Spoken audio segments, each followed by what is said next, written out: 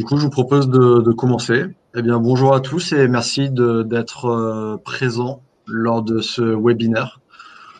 Je vais lancer la présentation. On va vous présenter aujourd'hui comment limiter les trous musculo-squelettiques dans le secteur de la propreté. Donc, comme je disais tout à l'heure, effectivement, on ne va pas se limiter au secteur de la propreté avec les entreprises qui répondent à certains codes NAF, mais bien les entreprises qui ont des agents de nettoyage, c'est-à-dire en dehors des secteurs des entreprises de la propreté, comme dans les collectivités, comme les EHPAD. En tout cas, c'est ouvert à toutes les entreprises où ils ont du personnel qui peut faire des tâches de nettoyage. Alors, avant de vous présenter le sommaire, je vais d'abord vous présenter rapidement Horizon Santé Travail. Si vous avez des questions, n'hésitez pas à les poser dans le chat. On y répondra soit au fur et à mesure pour les personnes qui sont dans le chat. Bonjour Cécile, c'est bien que tu as réussi à te connecter. Donc n'hésitez pas à poser vos questions dans le chat. On est plusieurs à gérer le chat et donc on y répondra au fur et à mesure. Mais il y aura aussi des temps de questions-réponses. À la suite de chaque partie, on pourra répondre de façon orale à vos questions. Donc une petite présentation d'Horizon Santé Travail, si vous connaissez pas ou peu notre activité. On est une association, hein. C'est l'objet d'une fusion en 2014 entre plusieurs services. Il y avait des tailles assez similaires. On est à peu près 200 dans notre entreprise et comme vous pouvez le voir sur la carte, on est surtout localisé dans le nord-ouest parisien. On est surtout dans les Hauts-de-Seine, mais on est aussi dans le 78, le 75 et un peu dans le 93. On suit à peu près 8500 entreprises. On doit être le 4e plus gros service de santé au travail en Île-de-France. Et on suit, je crois, 160 000 salariés. Les équipes d'Horizon Santé Travail, vous savez comment fonctionne un service de santé au travail. Vous connaissez tous le médecin du travail. Vous connaissez aussi sans doute son assistante, sa secrétaire médicale, on parle d'assistante. Et le médecin est entouré d'une équipe pluridisciplinaire. Vous connaissez de plus en plus les infirmières de santé au travail. Et aussi, il y a une équipe de préventeurs, c'est-à-dire des ergonomes, des psychologues du travail, des techniciens hygiène sécurité, des assistants de service de santé au travail. On a aussi des psychologues, on a des assistantes sociales, on a une cellule maintien en emploi. Donc, toutes ces équipes viennent compléter le regard du médecin du travail afin d'accompagner les entreprises dans la prévention de la santé de leurs salariés. Alors là, on ne rentre pas dans les détails des services et des professionnels qui composent notre structure, mais je vous encourage très fortement à aller sur le site d'horizonsantétravail.fr pour retrouver tous les services et toutes les prestations. Et merci Mathieu d'avoir préparé l'URL pour pouvoir se connecter. Donc là, vous allez tout avoir sur ce site si vous voulez rentrer davantage dans les détails. Et donc le médecin du travail anime et coordonne cette équipe. C'est pour ça qu'il est au centre. Donc tout ce qui est problématique de risque professionnel, un service de santé au travail peut vous accompagner à établir un diagnostic et mettre en place une démarche de prévention auprès de vous. Donc, si vous êtes face à un risque professionnel, vous ne savez pas vers qui vous tournez, ou vous savez vers qui vous tournez, en tout cas dans tous les cas, le service de santé au travail, par le biais du médecin du travail, est à votre disposition pour vous accompagner. Vous venez de le voir, il y a beaucoup de spécialistes dans nos équipes et on peut répondre à la quasi-totalité des problématiques actuelles de santé au travail. N'hésitez pas, nous on est là vraiment pour ça, c'est notre objectif, c'est nos missions. Et donc en parlant de nos missions, il y a le suivi médical des salariés, qui est la mission la plus connue, avec les visites médicales. Ce qui est moins connu, c'est tout ce qui est conseil et accompagnement auprès des entreprises pour préserver la santé de leurs salariés à travers des démarches de prévention des risques professionnels.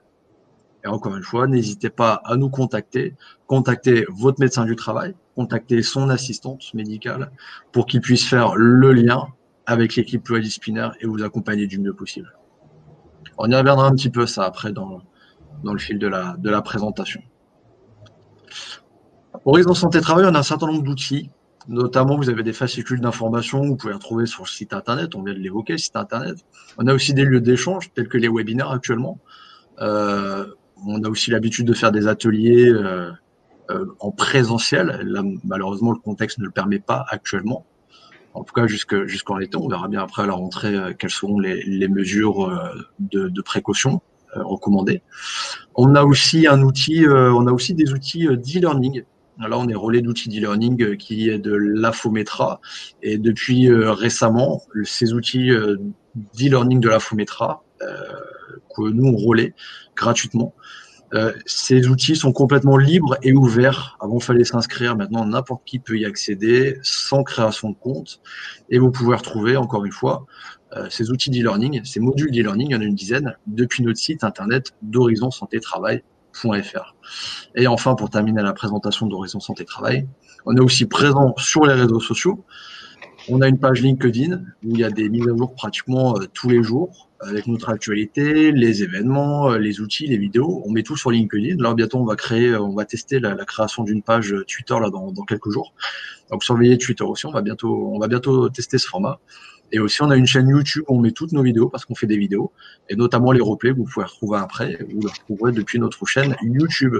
Voilà, donc n'hésitez pas à aller y faire un petit tour. Alors là, je viens de vous présenter Horizon Santé Travail et maintenant, on va passer dans le vif du sujet avec le sommaire. On va commencer par la définition. Alors en fait, c'est en deux parties globales. Une partie théorique avec la définition des TMS, les statistiques du secteur et comment mettre en place une démarche de prévention. Ensuite, il y aura une deuxième partie plus concrète et plus pratique avec les actions concrètes, les bonnes pratiques de prévention, les partenaires, le contexte du coronavirus, puisqu'on va y revenir, on va faire un tout petit zoom. Et ensuite, on va revenir sur notre accompagnement auprès de vous. Et tout ça, ça va durer à peu près 1h30. On va essayer de s'y tenir. À chaque fin de partie, on va laisser un petit temps d'échange de questions-réponses. Ça se passera dans le chat. Et entre-temps, si vous avez des questions, on est plusieurs aussi à gérer le chat. Donc, on pourra essayer de répondre au fil de l'eau aux questions qui pourraient s'y poser. Donc, n'hésitez pas. Le chat, c'est vraiment l'endroit pour interagir avec nous. Et donc, c'est un petit module important. Et je vais tout de suite passer la main à ma collègue Véronique Lepellec sur la définition des TMS.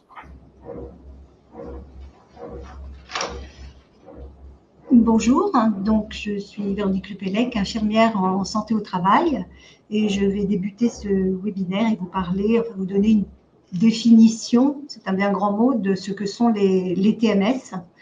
Donc il faut savoir que les TMS sont des troubles qui touchent l'ensemble des structures périarticulaires, donc ce qui comprennent les muscles, les tendons, les nerfs, les ligaments. Il s'agit le plus souvent de douleurs musculaires, de tendinite, de compression des nerfs. Les lombalgies, donc, sont des douleurs au niveau du bas du dos, ce sont des douleurs musculaires. Les cervicalgies, douleurs au niveau du cou.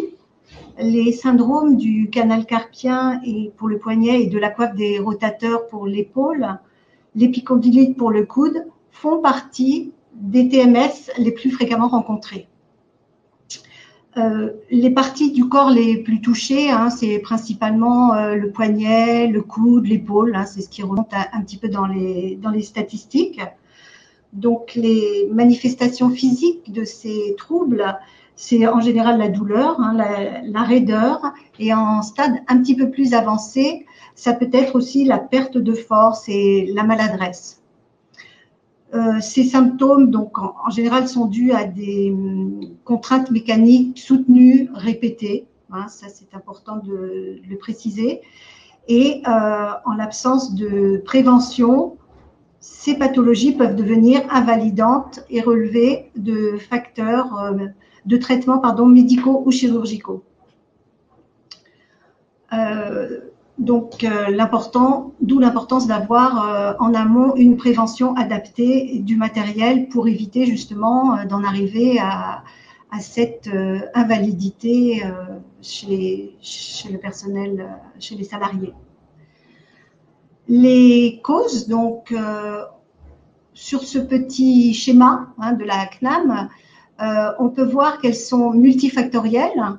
Donc, elles relèvent, en général, elles sont liées au travail, ça c'est sûr, Mais il peut y avoir aussi d'autres facteurs de risque individuels qui sont l'âge, le sexe, la pathologie, et puis bien sûr les contraintes qui vont autour, à savoir des contraintes mécaniques, hein, qui peuvent être, comme on l'a vu précédemment, la répétitivité des gestes, le maintien prolongé dans une posture, des efforts excessifs, des amplitudes articulaires extrêmes, et puis aussi l'utilisation d'outils vibrants. Il peut y avoir également des contraintes environnementales, donc par exemple le froid qui peut renforcer un petit peu l'apparition de troubles musculo-squelettiques, le bruit, un éclairage insuffisant, qui peut être générateur de postures inadaptées. Donc, tous ces éléments favorisent aussi et interagissent entre eux dans l'apparition des TMS. Bien sûr, ne pas oublier les contraintes psychiques et organisationnelles. Donc là, c'est toute la perception qu'a le salarié par rapport à son travail. L'insatisfaction d'un travail monotone ou les tensions engendrées par des délais à respecter dans le cadre de son activité, le manque de reconnaissance professionnelle, des relations sociales dégradées avec son employeur, ses collègues de travail, l'absence de soutien du supérieur hiérarchique, l'insécurité de l'emploi et un rythme de travail difficile, des horaires pas très aménageables. Donc, toutes ces interactions favorisent bien sûr l'apparition de TMS et il faut en tenir compte.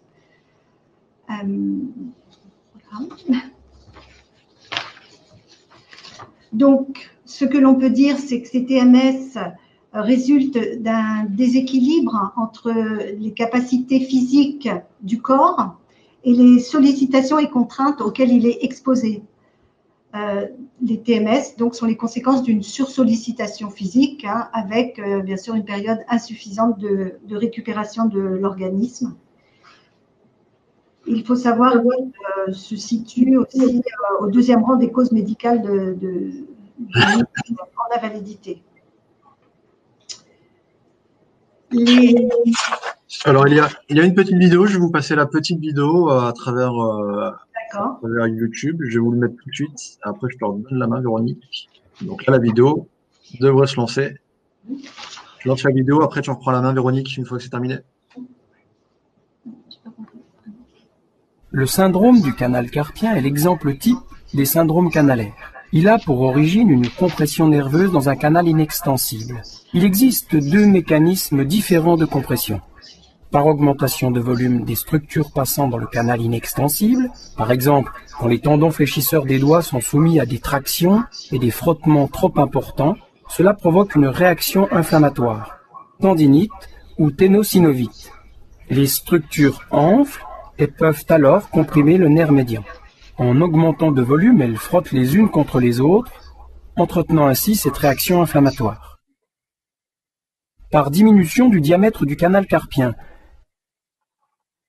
C'est le cas quand la face antérieure du poignet est en appui sur une surface ou quand le poignet est en hyperextension.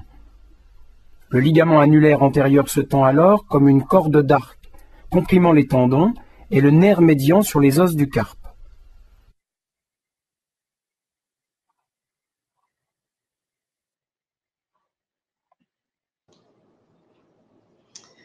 Donc, on peut bien se rendre compte sur cette petite vidéo, très bien faite d'ailleurs, comment s'installent des TMS sur les articulations. Ce qu'il faut savoir d'autre, c'est que ces TMS sont reconnus maladies professionnelles au titre des tableaux 57, 69, 79, 97, 98. Donc, tous ces tableaux correspondent à des régions particulières. Par exemple, 57, c'est les membres supérieurs, 98, le dos, de mémoire. Chaque tableau définit, donc c'est très précis, hein, la pathologie en cause.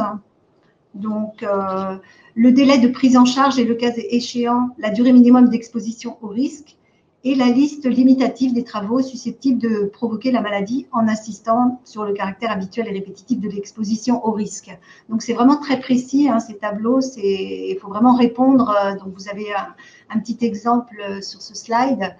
Vous voyez, c'est très détaillé. Donc sur la partie gauche, la désignation, donc les pôles, hein, on est dans du tableau 57, avec tendinopathie aiguë, non rompue, non calcifiante, avec ou sans antéssopathie de la coiffe des rotateurs. Donc c'est vraiment très très précis. Au centre, vous avez donc le délai de prise en charge, donc 30 jours pour ce qui est de cette pathologie. Et sur la partie droite, donc tout le descriptif enfin la liste limitative des travaux susceptibles de provoquer ces maladies. Donc vous voyez que tout est vraiment très très précis pour ce qui est de la déclaration des maladies professionnelles. Voilà pour cette partie. Donc je laisse la place à ma collègue.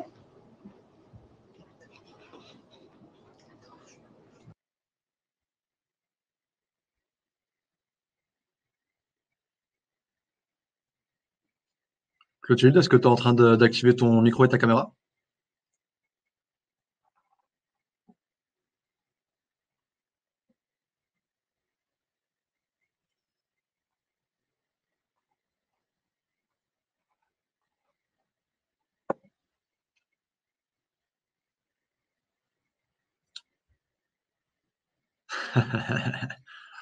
Donc il va y avoir un petit jeu de chaises musicales peut-être. Est-ce que tout va bien? Sinon Clotilde vient dans le siège de Véronique, super. Clotilde, tu prends la main sur le passage des diapos?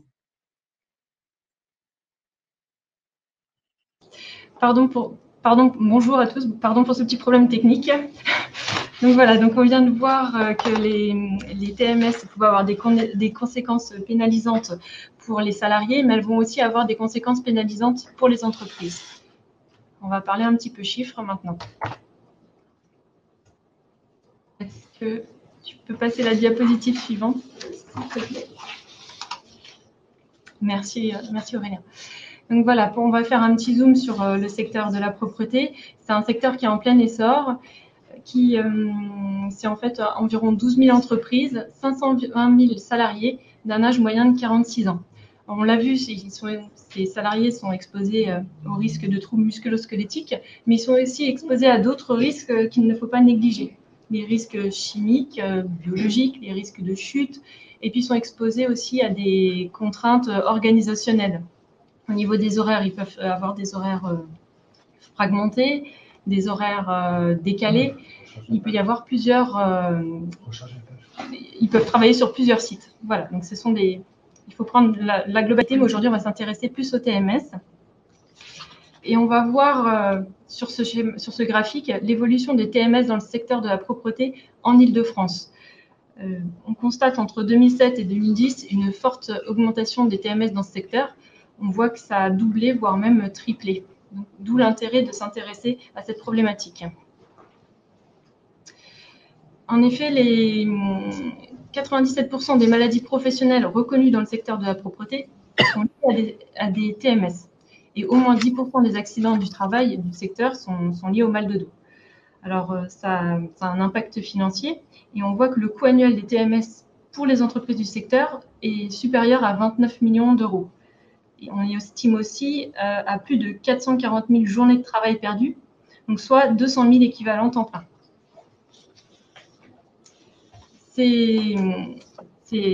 Donc le secteur de la propreté est vraiment le troisième secteur le plus exposé au TMS. Là, on voit un petit schéma, c'est ce que disait Véronique tout à l'heure, avec les parties du corps les plus touchées par les TMS.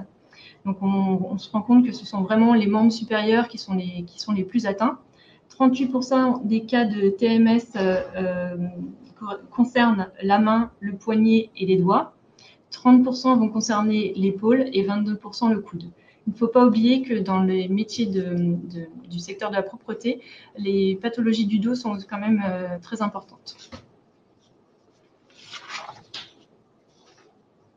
Maintenant, si on s'intéresse aux durées moyennes des arrêts de travail pour TMS, on voit que les arrêts sont quand même relativement longs et donc vont avoir aussi un impact sur l'entreprise. on va le voir après. Par exemple, pour le tableau, on peut le voir tout de suite. Donc, il va y avoir des coûts directs pour l'employeur, les taux de cotisation AT-MP que l'employeur va payer aux organismes d'assurance maladie, en sachant que les cotisations sont calculées en fonction de la taille de l'entreprise et aussi en fonction du taux de sinistralité du secteur. Donc, plus il va y avoir d'accidents du travail ou de maladies professionnelles, plus cette cotisation va augmenter. Dans les coûts directs, on a aussi l'indemnisation des absences du salarié qui sont à la charge de l'employeur. On va aussi avoir des temps de gestion des dossiers, tout ce qui est déclaration, paperasse, les démarches administratives. Puis on va aussi avoir les frais liés à la recherche et aux aménagements des postes de travail. Dans les coûts indirects, ce qu'on appelle aussi coûts de régulation, vous allez avoir le remplacement des personnes absentes ou même le remplacement des personnes qui sont obligées de partir parce qu'elles sont en situation déclarées inaptes. On va avoir des pertes de productivité et des pertes de production. Ensuite, il y a aussi un coût stratégique qui est un petit peu plus difficile à mesurer, mais le fait d'embaucher des intérimaires, il va falloir les former, il va falloir leur expliquer un petit peu plus, ça va mettre un petit peu plus de temps, donc on peut perdre un petit peu en qualité, et puis les coûts des intérimaires vont aussi se répercuter peut-être sur les tarifs des prestations. Vous allez peut-être augmenter les tarifs de vos clients pour compenser ces pertes. Il y a aussi une dégradation de l'ambiance de travail. La charge des collègues peut augmenter. Il peut y avoir des conflits. Et puis, ça va impacter aussi l'image de l'entreprise. Là, ce sont quelques chiffres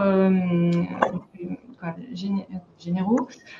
En 2010, on estimait à 9,7 millions de journées de travail perdues à cause des TMS, des troubles musculo-squelettiques, 930 millions d'euros de frais couverts par les cotisations des entreprises et en moyenne 21 512 euros par TMS.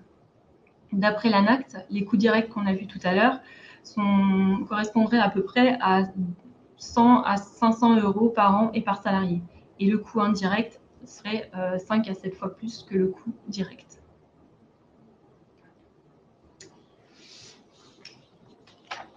Voilà. Alors, si on parle en chiffres, par exemple, pour un TMS localisé au niveau du poignet, le coût direct pour l'employeur va être de 9 000 euros. Et puis, il va falloir penser justement aux 140 jours d'absence en moyenne. Il va falloir remplacer pendant 140 jours ce salarié. Pour l'épaule et le dos, on voit que le montant est nettement plus conséquent, puisqu'il est de 64 000 euros. Et il y a plus de 6 mois d'arrêt de travail en général. Voilà. Donc, c'est vrai qu'on voit l'intérêt avec ces chiffres de mettre en place une démarche de prévention. Il peut être intéressant de s'intéresser à quelques indicateurs qu'on peut analyser et on suit l'évolution sur plusieurs années. Vous avez l'âge moyen des salariés, l'ancienneté moyenne, le taux d'accident du travail et le taux de maladie professionnelle qui vont montrer le taux de sinistralité dans votre entreprise. L'absentéisme et le turnover aussi sont des indicateurs très, très importants et à prendre en compte. Voilà. Ça va vous aider à mettre en place une démarche de prévention. Merci Clotilde. Alors pour l'équipe qui est dans ton bureau, Clotilde, Ariane, je viens d'activer en tant qu'animateur. Comme ça, tu vas pouvoir activer la caméra, le micro, et vous aurez la main vous-même sur les diapos, ce sera plus simple. Et là, depuis tout à l'heure, c'est moi qui passe les diapos et je vois que ça perturbe un peu mes collègues parfois dans le rythme de la présentation. Donc là, Ariane, tu as complètement la main sur les diapos. La flèche, elle est en bas à droite. Hein. Tu as une flèche en bas à droite. Je la mets sur les diapos ? Alors par contre, alors attends. Alors, excusez-nous, je n'entends pas du tout. Est-ce que vous m'entendez ? On t'entend bien, Ariane. Et maintenant, tu as la main. Normalement, la présentation, Je n'ai pas entendu. J'ai pas entendu. Ariane, est-ce que tout va bien? Oui, ça va. Et alors là, maintenant, ton écran a évolué et tu as des petites flèches en bas à droite là pour pouvoir passer les diapos et tu auras la main toi-même pour passer les diapos en fonction de ton rythme. Ça sera beaucoup plus facile. Sinon, tu fais la flèche sur le clavier, tout simplement. Ok, d'accord, très bien. Bonjour donc, je suis Ariane Bruot, assistante santé ce travail. Je vais prendre le relais après Clotilde qui évoquait tout à l'heure dans sa présentation les absences, les inaptitudes. Ça permet de rebondir un petit peu sur la démarche de prévention, qui est une démarche qu'on doit mettre, que chaque employeur doit tenir compte. Idéalement, cette démarche doit venir en amont pour éviter justement qu'on parle d'inaptitude, d'arrêt maladie et d'absence en entreprise. La prévention reste quand même une action qui doit être employée par... c'est la responsabilité de l'employeur, pardon. L'article L4121-1 indique bien que l'employeur prend les mesures nécessaires pour assurer la sécurité et protéger la santé physique et mentale des travailleurs. Ces mesures comprennent bien entendu des actions de prévention, des risques professionnels, des actions d'information et de formation, et surtout la mise en place d'une organisation et de moyens adaptés. Les moyens adaptés qui permettent justement à chaque personne d'avoir les outils, le matériel nécessaire pour éviter justement qu'on parle après d'inaptitude. Toute démarche de TMS est un engagement par une direction, c'est un engagement qui est volontaire et investi. Donc, à partir du moment où la direction prend cette décision, il faut vraiment qu'il y ait un investissement derrière pour que les actions aboutissent. Ces mesures de prévention, on conseille souvent de constituer un groupe en interne pour justement qu'il y ait un suivi qu'on va identifier. Donc, ça peut être sous forme d'un groupe de travail. Ça peut être le chef d'entreprise, ça peut être le directeur. On peut intégrer aussi le responsable des services généraux ou un encadrant de proximité, un membre du CSE ou un représentant du personnel pour les petites entreprises. 2 à 3 salariés volontaires, effectivement, on parle vraiment du volontariat parce que quand on est volontaire, on s'investit un peu plus facilement. Le médecin du travail, bien entendu, à prendre en compte et un préventeur. Idéalement, ne pas dépasser 8 personnes parce qu'après, quand on est trop nombreux, on a tendance un petit peu à s'éparpiller. La prévention se fait, bien entendu, sur plusieurs étapes. Dans un premier temps, on va mobiliser, donc d'où le groupe de travail dont je vous ai parlé précédemment. On va se mobiliser pour s'accorder de manière à agir ensemble, identifier pour agir. Ensuite, on va investiguer. C'est là que le service de santé au travail prend toute sa dimension parce que c'est vraiment là le médecin du travail, son équipe pluridisciplinaire qui va prendre connaissance du risque avec bien entendu les acteurs internes de l'entreprise. On va analyser les situations, ça peut être une étude de poste, une étude ergonomique, une étude, etc. pour identifier les difficultés et surtout identifier les facteurs de risque. Et ensuite, quand on aura tous ces éléments, on va pouvoir par la suite maîtriser les données qu'on a pu avoir et transformer les situations de travail, adapter, modifier, etc. Et le plus important, la dernière étape, c'est évaluer. À partir du moment où on aura des éléments sur ce qui ne va pas, on va l'évaluer de manière à s'assurer de l'efficacité des actions qu'on va mener et qu'on va mettre en place. Et bien entendu, on y arrive juste après. Donc, on dit toujours effectivement que le facteur d'échec d'une démarche TMS est l'absence de suivi à long terme. Donc, là, c'est surtout là, on vous invite vraiment à évaluer ces risques et à les inscrire dans votre document unique d'évaluation des risques professionnels pour justement qu'il y ait un suivi, que voilà, au fur et à mesure où on va mettre en place des choses, on va pouvoir adapter selon si ça fonctionne ou pas. Je vais passer la main à mes collègues pour les actions concrètes. Très bien.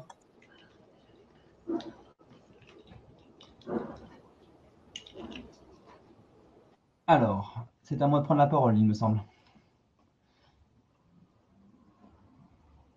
Alors Mathieu, je viens de te désigner animateur, comme ça tu vas pouvoir passer les diapos toi-même et ce sera beaucoup plus simple aussi pour la fluidité de la présentation. Ok, eh bien on y va. Effectivement, on va passer aux actions concrètes. Qu'est-ce que l'on peut mettre en place, etc. par rapport à ce secteur d'activité qui est vraiment touché par les troubles musculo-squelettiques. Ça, c'est une réalité, on l'a vu précédemment. Alors, déjà, on va peut-être commencer par un premier chiffre. Alors, ce petit chiffre, il dit que 1 euro investi dans l'amélioration des conditions de travail va rapporter 13 euros. C'est une source très favorable, parce que c'est la meilleure qu'on ait trouvée. C'est-à-dire qu'effectivement, on estime que si vous mettez 1 euro dans les conditions de travail, derrière, ça va vous rapporter 13 euros. C'est une source favorable et qu'on a voulu mettre en avant. D'autres sources sont plutôt autour de 1 euro égale 3 ou 5 euros. Mais ça reste quand même intéressant d'avoir ça en tête, c'est-à-dire que il ne faut pas voir le coût direct, c'est-à-dire je vais mettre en place une action, ça va me coûter de l'argent, effectivement, mais il faut plutôt le voir sur le long terme et voir un petit peu ce que ça va rapporter plus tard. Plus tard, ça va être des meilleures conditions de travail, plus tard, ça va être moins d'absentéisme, ça va être des personnes en bonne santé, etc. Donc c'est pour ça qu'il faut vraiment voir la prévention de manière globale et sur le long terme. C'est comme ça qu'on sera efficace quand on mettra en place des actions de prévention. Donc cette petite source, 1 euro égale 13 euros, bonne source. D'autres sources disent 1 pour 5. En tout cas, c'est l'idée qu'il faut avoir en tête. On ne perd pas en améliorant les conditions de travail, c'est plutôt un gain par la suite. Alors, je vais passer rapidement cette diapositive, mais effectivement, on va parler des bonnes pratiques, qu'elles soient techniques, organisationnelles ou humaines. On a volontairement mis les actions humaines en dernier, non pas qu'elles ne soient pas importantes, mais il nous paraît important de privilégier le technique et l'organisation avant de dire aux gens plie les jambes ou garde ton dos droit. Non, on va peut-être d'abord travailler sur du matériel, on va peut-être travailler sur des organisations de travail qui permettent aux gens de se protéger. Et ensuite, on leur dira effectivement, pour cette action-là, on n'a pas d'autre solution que de faire prendre la charge ou de faire ce geste-là. Donc là, effectivement, on mettra pourquoi pas des gestes de posture, etc. Donc ça, c'est vraiment volontaire.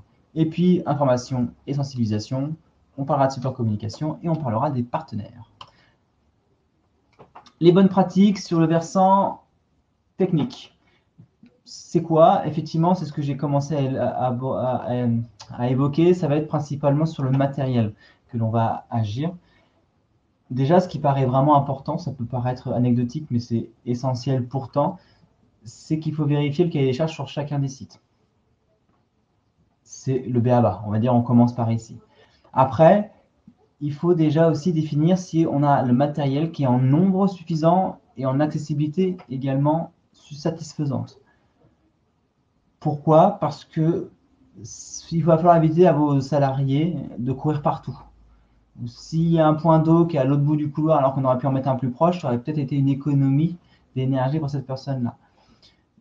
Si tout est à proximité, finalement, elle aura tous les outils à disposition et finalement, elle ne sera peut-être pas en crise de temps, en perte de temps à la fin et se dire je dois me dépêcher parce que je n'ai pas fait ça, ça, ça et je dois terminer dans 10 minutes. Donc le fait d'avoir le matériel en nombre suffisant et accessible permettra d'optimiser le temps de travail de vos collaborateurs. On a également les lieux d'eau et de stockage répartis sur le chantier. C'est ce que j'ai dit finalement, c'est pour éviter de courir partout.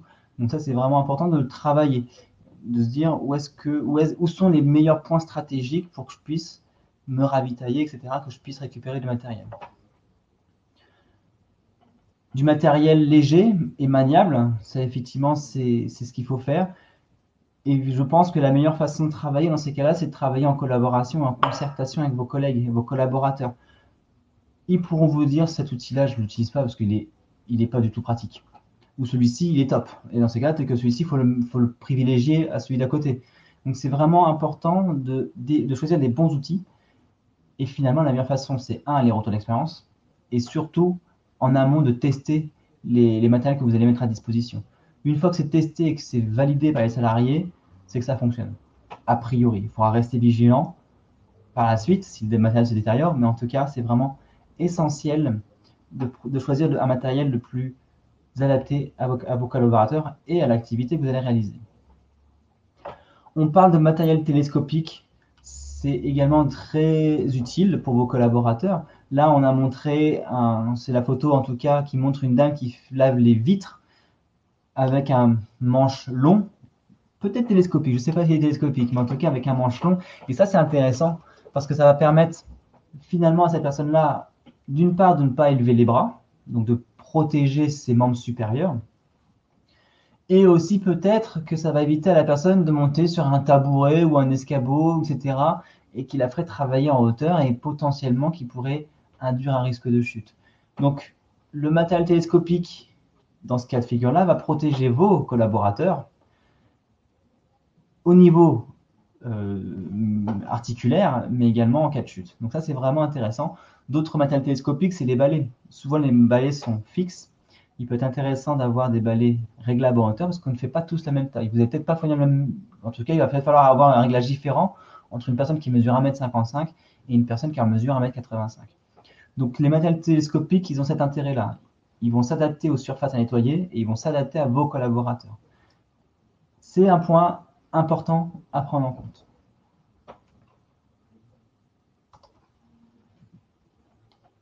Après, d'autres astuces, il va y en avoir plusieurs, on va vous en donner quelques-unes. On ne sera évidemment pas exhaustif, mais c'est pour vous amener à avoir une réflexion globale par la suite quand vous allez réfléchir prévention dans la propreté. Cette image au-dessus, en haut à droite, montre un tuyau de remplissage qui va directement dans le chariot. Ça peut paraître tout bête, ça ne va pas coûter très cher, et pour autant, c'est un outil qui va éviter d'avoir à porter le seau. Quand il est vide, à la rigueur, ça peut aller, mais quand il va falloir le reposer, ça va être un port de charge qui peut être assez conséquent, puisque les seaux peuvent faire 10-15 litres, donc ça peut vite monter. Donc là, effectivement, via ce tuyau-là, on limite les manipulations. On verra qu'il y a d'autres méthodes qui vont quasiment supprimer l'eau. Donc ça, c'est d'autres méthodes, mais on y viendra après. Pourquoi pas aussi des outils électriques.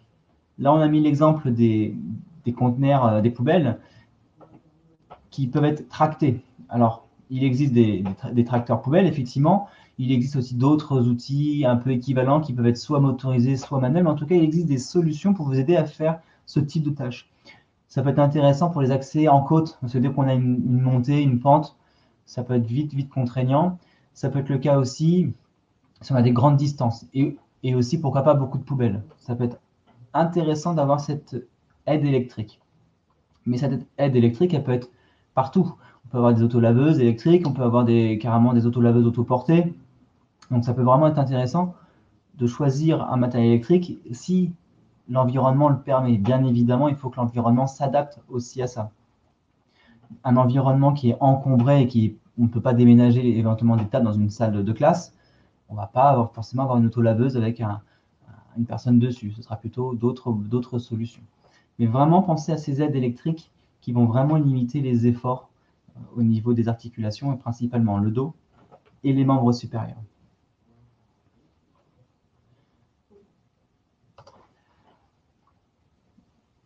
Après, alors n'hésitez pas aussi à poser vos questions si vous en avez sur le chat. Hein. Je le répète depuis tout à l'heure sur le chat, mais n'hésitez vraiment pas. Un chariot, ça se choisit également et c'est pas, on va pas prendre juste quelque chose comme ça parce que ça coûte moins cher. En tout cas, c'est notre conviction à nous, préventeurs. Mais il faut vraiment faire un choix en fonction de la méthode de nettoyage que vous allez utiliser.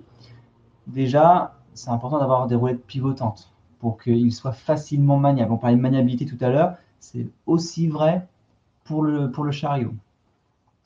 On va partir sur une presse à essorer amovible rehaussée. Rehaussée, c'est bien ça comme solution. En tout cas, nous, c'est ce qu'on préfère. Parce que souvent, elles sont sur le bas niveau, en fait, sur le plus bas niveau du chariot.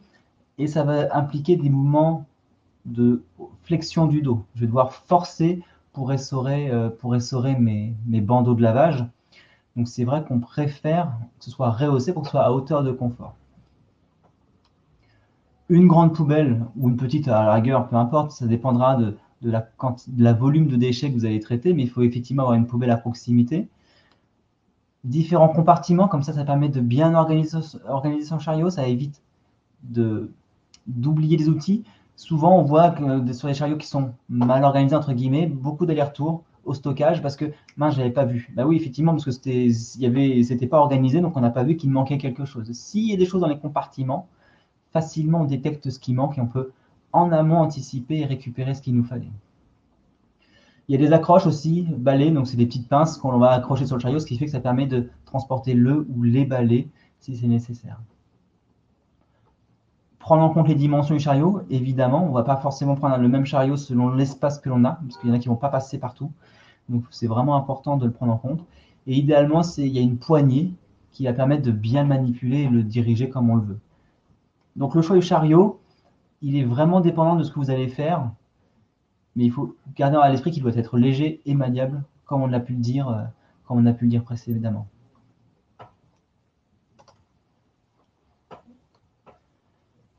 Il y a aussi dans certains environnements de travail le besoin de passer l'aspirateur. Alors il en existe plein effectivement, il y en a qui sont même électrostatiques pour décrocher un peu plus facilement les poussières qui sont incrustées dans la moquette, donc ça peut être intéressant, choisissez bien. Il y a aussi des caractéristiques sur l'aspiration, enfin vraiment essayez de regarder un petit peu tout pour que ce soit le plus optimum possible. Mais je pense aussi que les collaborateurs seront très à même de vous dire cet aspirateur-là, il ne marche pas, il aspire trop, etc. Enfin, ou il aspire pas assez, mais les retours d'expérience seront importants. Nous, ce que l'on met éventuellement ici, ce qui est important, c'est de mettre des roulettes, ce qui dispose en tout cas de roulettes, pour ça qu'il n'y ait pas d'effort trop important au niveau des membres supérieurs. On est beaucoup là sur les membres supérieurs, mais également sur le dos, parce que s'il faut à chaque fois forcer, c'est finalement le dos et les épaules qui sont sollicités.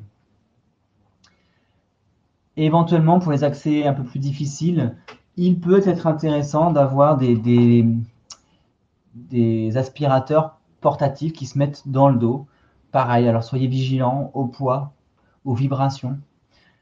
C'est des éléments-là qu'il faut prendre en compte, mais dans certains cas, on n'a pas le choix que d'avoir un aspirateur dans les escaliers.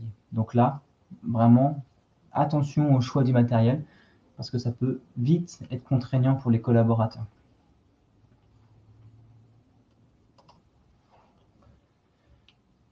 On va parler maintenant de la microfibre. Alors, il y a plein de choses qui existent, hein. On parle de la microfibre, nous, parce que c'est un élément intéressant. Alors, je ne vais pas vous lire les détails techniques, parce que pour le coup, je ne suis absolument pas compétent sur cet élément-là. Moi, je vais vous expliquer plutôt par rapport à mes retours d'expérience. Ça, c'est les aspects techniques, donc qui vous aideront à choisir éventuellement les meilleures microfibres pour votre ménage. Nous, ce qu'on aime bien dans la microfibre, c'est que ça évite éventuellement à la poussière de voler. C'est ce qui se passe quand on passe un chiffon normal, quand on passe les meubles, ou même quand on passe le balai d'ailleurs. Quand on passe un balai à poil standard, on va balayer, la poussière va voler, elle va repasser derrière le balai. Ce qui fait que le balai à poil standard, nous on l'évite autant possible parce que c'est moins efficace que des choses avec des microfibres. La microfibre, elle va avoir un pouvoir absorbant et ça va permettre donc de bien attraper la poussière qui est présente soit au sol, soit sur les meubles et d'éviter effectivement que ça devienne un petit peu dans l'air, donc ça soit un peu volatile. Donc cette microfibre, elle est intéressante, elle existe pour le dépoussiérage, mais aussi pour le balayage. Je ne sais plus si on en parle, on va en parler après, je vais y revenir certainement un petit peu après. En tout cas, la microfibre, nous, c'est quelque chose qu'on aime bien préciser. Et alors, on dit que c'est un matériau innovant, ça existe depuis des années, hein, mais c'est vrai que c'est quand même assez intéressant de connaître ce type de balai. Ce sont des balais. Alors là, c'est une source qui est microfibre, mais il y en a d'autres concepts microfibre, mais il y en a d'autres qui le proposent. Ce balai qu'on vous propose, il y en a deux. Ils ont l'intérêt, dans les deux cas, d'avoir une poignée globe.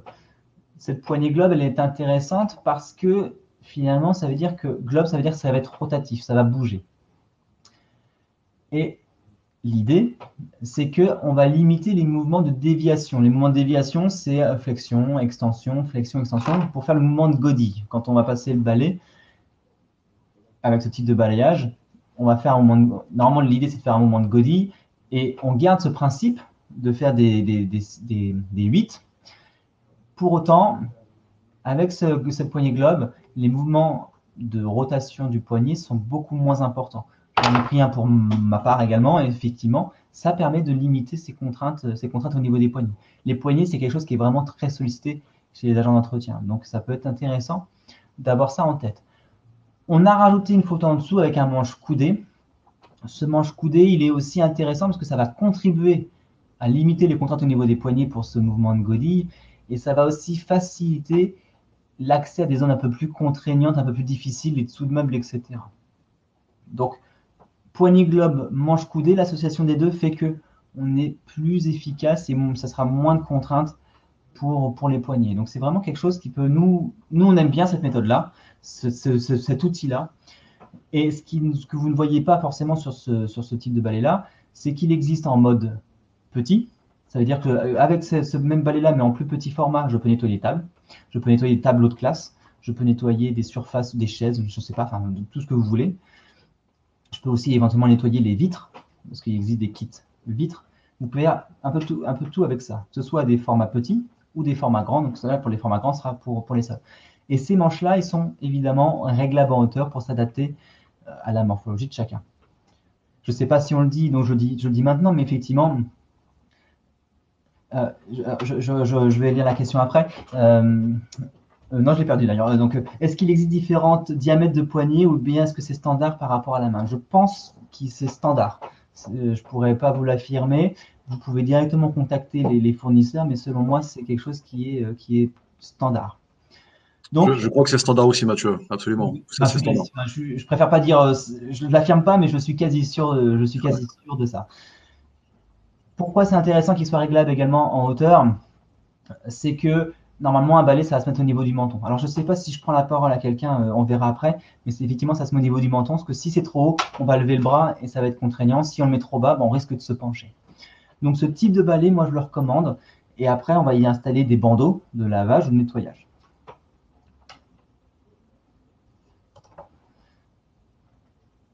Alors, c'est ce qu'on disait tout à l'heure, enfin, c'est ce que j'ai dit tout à l'heure. C'est bien de connaître qu'il existe différents types de matériel, c'est très bien. Maintenant, ce qui est surtout très important, c'est de pouvoir le tester. Parce que ça ne va pas forcément fonctionner partout. Il n'y a pas de solution clé en main. Ce sont des bonnes pratiques et des bonnes idées qu'il faut peut-être avoir en tête. Mais une méthode de lavage ou une solution ne marchera peut-être pas pour tous. Par contre, ce qui est intéressant dans la phase de test, c'est de faire en sorte que les personnes, les salariés, adhèrent au projet également. C'est-à-dire qu'on ne va pas leur imposer quelque chose, on va leur dire, vous avez testé ce matériel-là, est-ce qu'il vous convient? Et s'ils ont été impliqués dans la démarche-là, ça va forcément favoriser le changement. Donc ça, c'est intéressant parce que souvent, ils sont réticents, les salariés, quels qu'ils soient, hein, nous, comme tout le monde d'ailleurs. Donc cette phase d'essai permettra d'impliquer vos collaborateurs et de faciliter ce type de changement-là.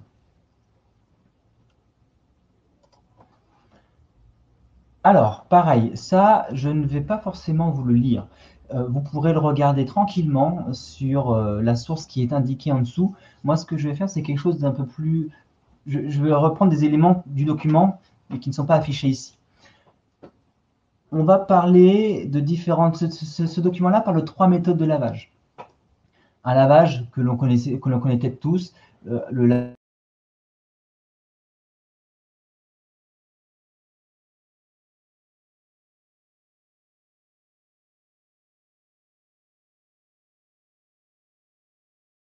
et ensuite je vais pouvoir essorer avec la presse qui est à côté et sur mon chariot.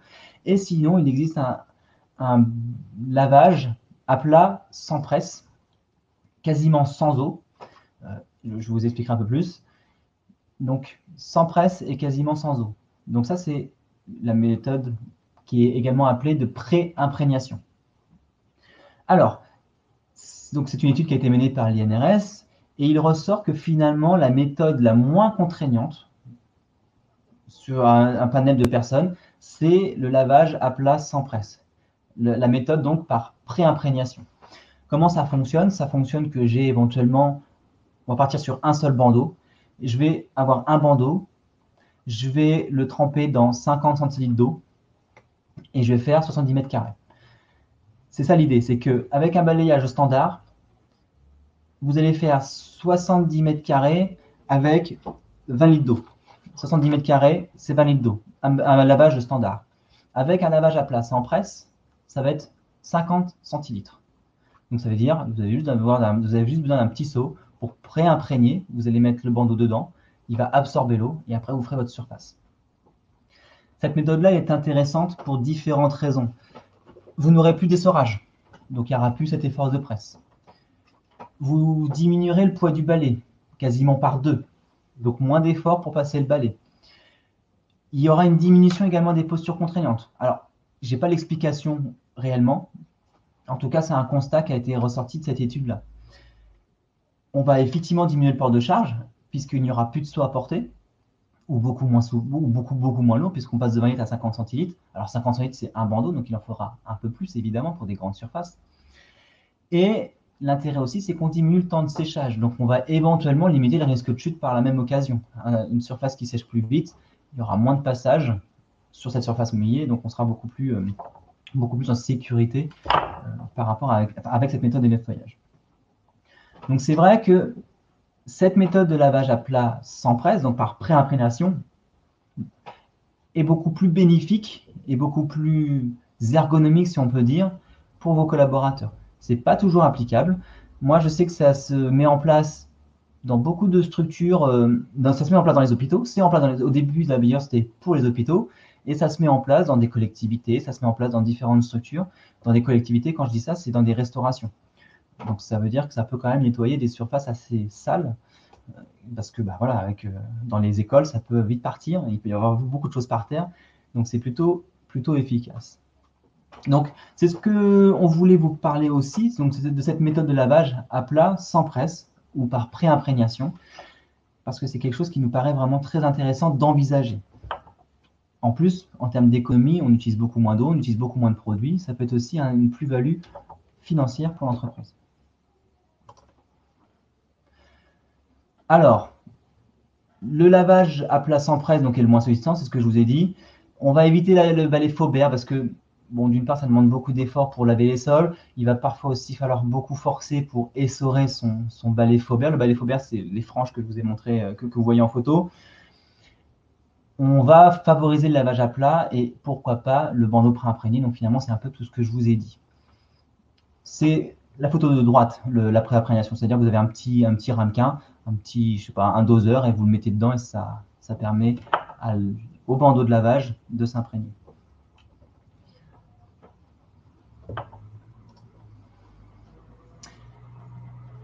Aussi, et ça c'est une astuce qui est intéressante si vous êtes concerné, c'est-à-dire que dans beaucoup de situations, dans beaucoup d'entreprises, dans beaucoup de structures, on demande le nettoyage des conteneurs.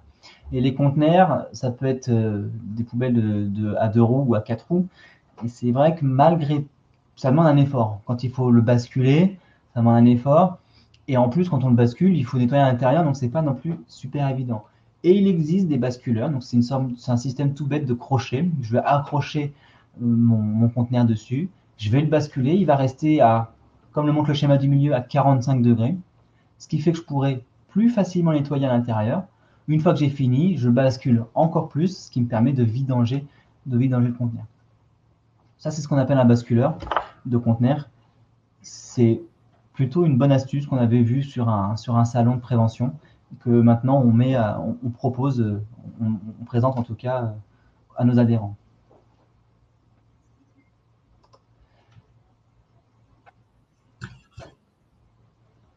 Avant de passer aux versants organisationnels, est-ce que vous avez des questions à poser à Mathieu sur les versants techniques?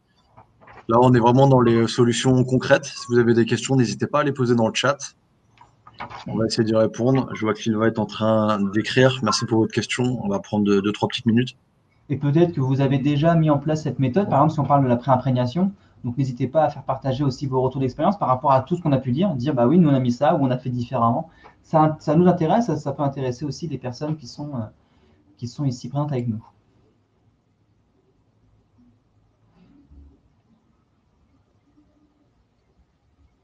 On va laisser un tout petit peu le temps à Sylvia, et puis sinon je te laisserai.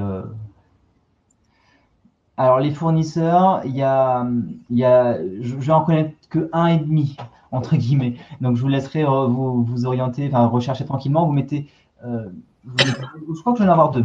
Il doit y avoir Decitex qui vous le propose. Decitex, ça doit s'écrire D-E-C-I-T-E-X. De mémoire, ils le font. Et là où je suis sûr qu'ils le font, c'est Concept Microfibre. Il y avait une source au début, sur une des images, Concept Microfibre, qui travaille en partenariat ou qui est fourni par Delta, D-E-L-T-A. Ça, ce sont 2 fournisseurs qui peuvent vous proposer ce type de matériel-là. Il y en a probablement d'autres. Donc, Delta, Concept Microfibre et Decitex de mémoire. S'il n'y a pas d'autres questions, je te laisse la parole. Aurélien. Ouais. Très bien. Alors, s'il n'y a pas d'autres questions, n'hésitez pas à les poser au fur et à mesure. Même si là, on va reprendre la main sur la présentation. Posez vos questions au fur et à mesure et puis on y reviendra, bien sûr, vous inquiétez pas. Donc là, on va passer sur les bonnes pratiques, le versant organisationnel des bonnes pratiques. Donc, on privilégier les amplitudes journalières importantes. Pas de temps fragmenté, sinon ça peut faire comme une double journée. Le temps fragmenté, c'est le matin très tôt, travailler 4 heures le matin très tôt et 4 heures tard le soir. Souvent, c'est avant l'ouverture des entreprises et à leur fermeture, puisque les salariés n'y sont pas. Et ça fait des amplitudes horaires très importantes. Et bien sûr, du coup, ça sollicite l'organisme. Et d'ailleurs, ce qu'on voit souvent, c'est qu'entre ces amplitudes journalières importantes, avec des doubles journées, souvent aussi, on peut voir parfois que certains salariés ont d'autres activités professionnelles à côté, ce qui en soi n'est pas une mauvaise chose, mais en tout cas, en termes d'ergonomie et de sollicitation de l'organisme, peut être sollicitant. Donc, effectivement, on va y revenir juste après. Anticiper les temps de déplacement dans les plannings entre les différents chantiers. Si les personnes doivent se déplacer sur différents chantiers, c'est d'anticiper ce temps de déplacement pour que les personnes aient assez de temps de se déplacer et de ne pas travailler dans l'urgence, quitte à se dépêcher, parfois conduire vite sur la route, par exemple, prendre des comportements à risque, ou ce genre de choses. Donc, anticiper le temps de déplacement entre les différents dans les plannings entre les différents chantiers.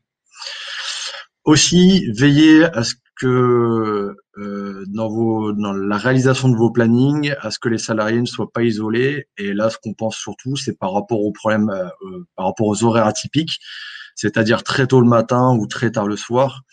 Un salarié isolé, s'il lui arrive quelque chose, un malaise ou un accident du travail, c'est que ce sera plus difficile aussi d'identifier qu'il est dans une situation délicate et pour lui venir en aide. Donc attention aux travailleurs isolés lors des horaires atypiques. Le travail en journée, donc c'est ce qu'on évoquait par rapport à précédemment, par rapport au temps fragmenté, par rapport à la double journée. Vraiment, dans le secteur de la propreté, le travail en journée, c'est vraiment un enjeu actuel et qui doit nécessairement se développer. Ce qui pose énormément de questions, énormément de difficultés, vous pouvez l'imaginer. Par exemple, sur le côté financier où les salariés souvent peuvent avoir une deuxième activité à côté, c'est pas à nous de le juger, mais en tout cas en termes de sollicitation sur l'organisme, c'est là. Ensuite, le travail en journée. Alors excusez-moi, j'ai été un peu perturbé parce qu'il y a une collègue qui m'a tapé à la fenêtre et du coup ça m'a un peu perturbé. Et le travail en journée aussi, par rapport à la coaction dans les entreprises, souvent faire intervenir les gens dans des horaires atypiques, ça permet aux entreprises et les locaux d'être libres et disponibles. Le travail en journée se pose la question de la coaction lorsque les salariés sont présents et donc éventuellement de déranger les personnes dans leur bureau si les gens sont en train de travailler. Donc ça, c'est aussi une espèce d'information et de sensibilisation vis-à-vis des collaborateurs et de l'entreprise pour que la personne agent de propreté, agent de nettoyage puisse intervenir en journée pour cet enjeu de limiter les amplitudes horaires. C'est quelque chose de très important. C'est très difficile à mettre en place. Les entreprises qui essayent de le faire, c'est très très difficile, mais c'est vraiment un enjeu particulièrement important.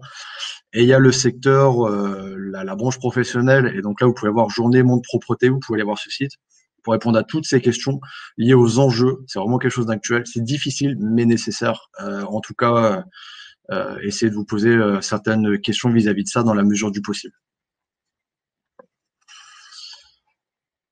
Ensuite, limiter les déplacements, ça c'est ce qu'on a vu par rapport à tout à l'heure, et rassembler les tâches selon les zones géographiques, ça c'est pour limiter les déplacements. Il faut savoir aussi qu'en termes d'ergonomie, il peut y avoir un débat dans la discipline. Est-ce que les déplacements, c'est des temps de récupération et de repos, ou est-ce que c'est de la sollicitation? Donc là, on est plutôt en lien par rapport au deuxième point pour répondre à cette question.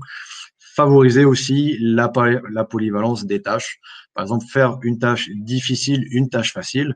Après avoir fait une tâche difficile, si on marche un petit peu, ça peut aussi être perçu comme une période de récupération. Donc la polyvalence des tâches, elle est importante.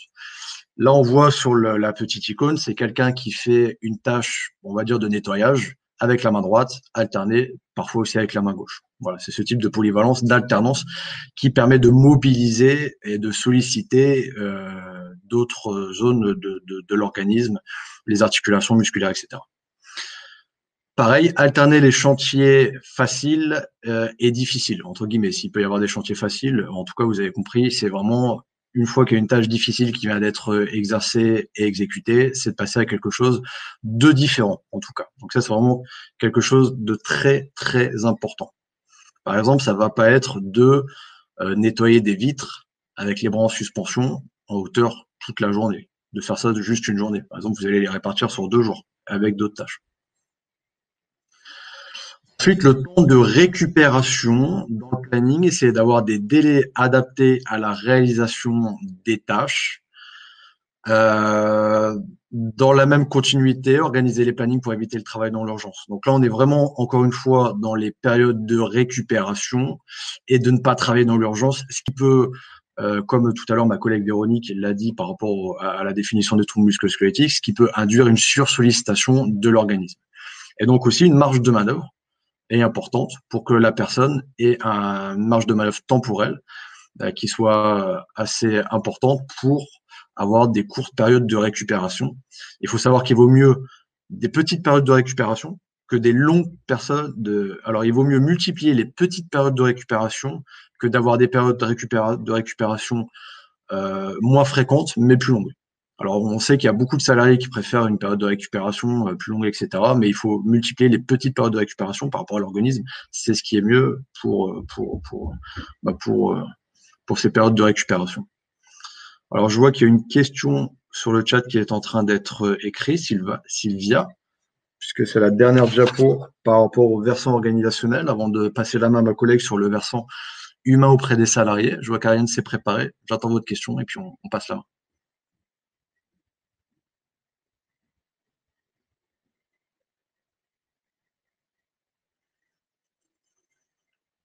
La petite question de Sylvia et Ariane, je te passe la main. D'ailleurs, tout de suite, je vais faire la manip Ariane pour que tu puisses être animatrice. Hop.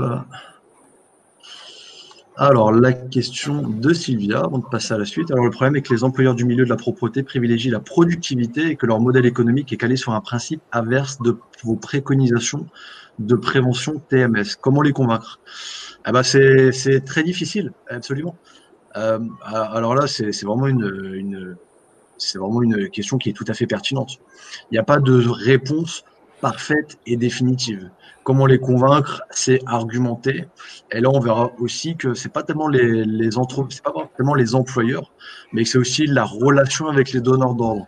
Et qu'en fait, l'information ne passe pas que par les employeurs, mais passe aussi par les donneurs d'ordre. Et ça, on va le voir juste après. Je réponds pas complètement à votre question tout de suite, mais on va réévoquer ce point à travers les donneurs d'ordre, aussi par rapport à la branche professionnelle qui informe et qui sensibilise beaucoup le milieu. Donc on y reviendra après. Et si vous trouvez qu'on répond pas complètement à cette question, on y reviendra à la fin. Ariane, je te donne la main. Très bien. Une question, Aurélien. Alors, nous allons maintenant aborder les actions concrètes auprès des salariés.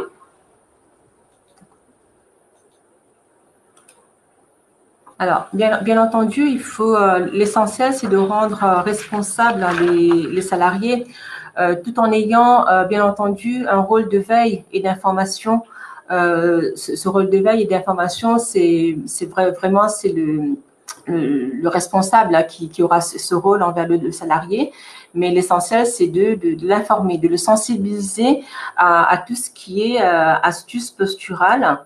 Donc, par exemple, voilà, ce qu'il faut faire, ce qu'il ne faut pas faire. Donc, savoir tordre un chiffon. Donc, s'il n'y a pas de presse, comment tordre un chiffon. Donc, ça sont des astuces qu'on donne aux salariés pour éviter justement qu'il y ait des TMS derrière. Comment porter une charge lourde sans, voilà, éviter de se plier le dos. Donc, comment porter tout en pliant les genoux et garder le dos droit et pousser sur les cuisses. Donc, ce sont des postures qu'on doit avoir pour éviter en fin de compte, de se faire mal au dos ou d'avoir d'autres problématiques de santé.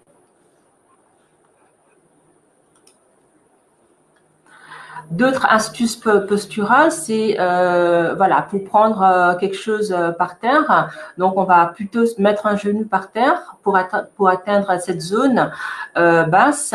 Et on va aussi, si c'est possible, hein, voilà, mettre des protèges genoux pour éviter, si ce sont des actions, ce sont des missions, des tâches que le salarié peut faire très souvent dans la journée.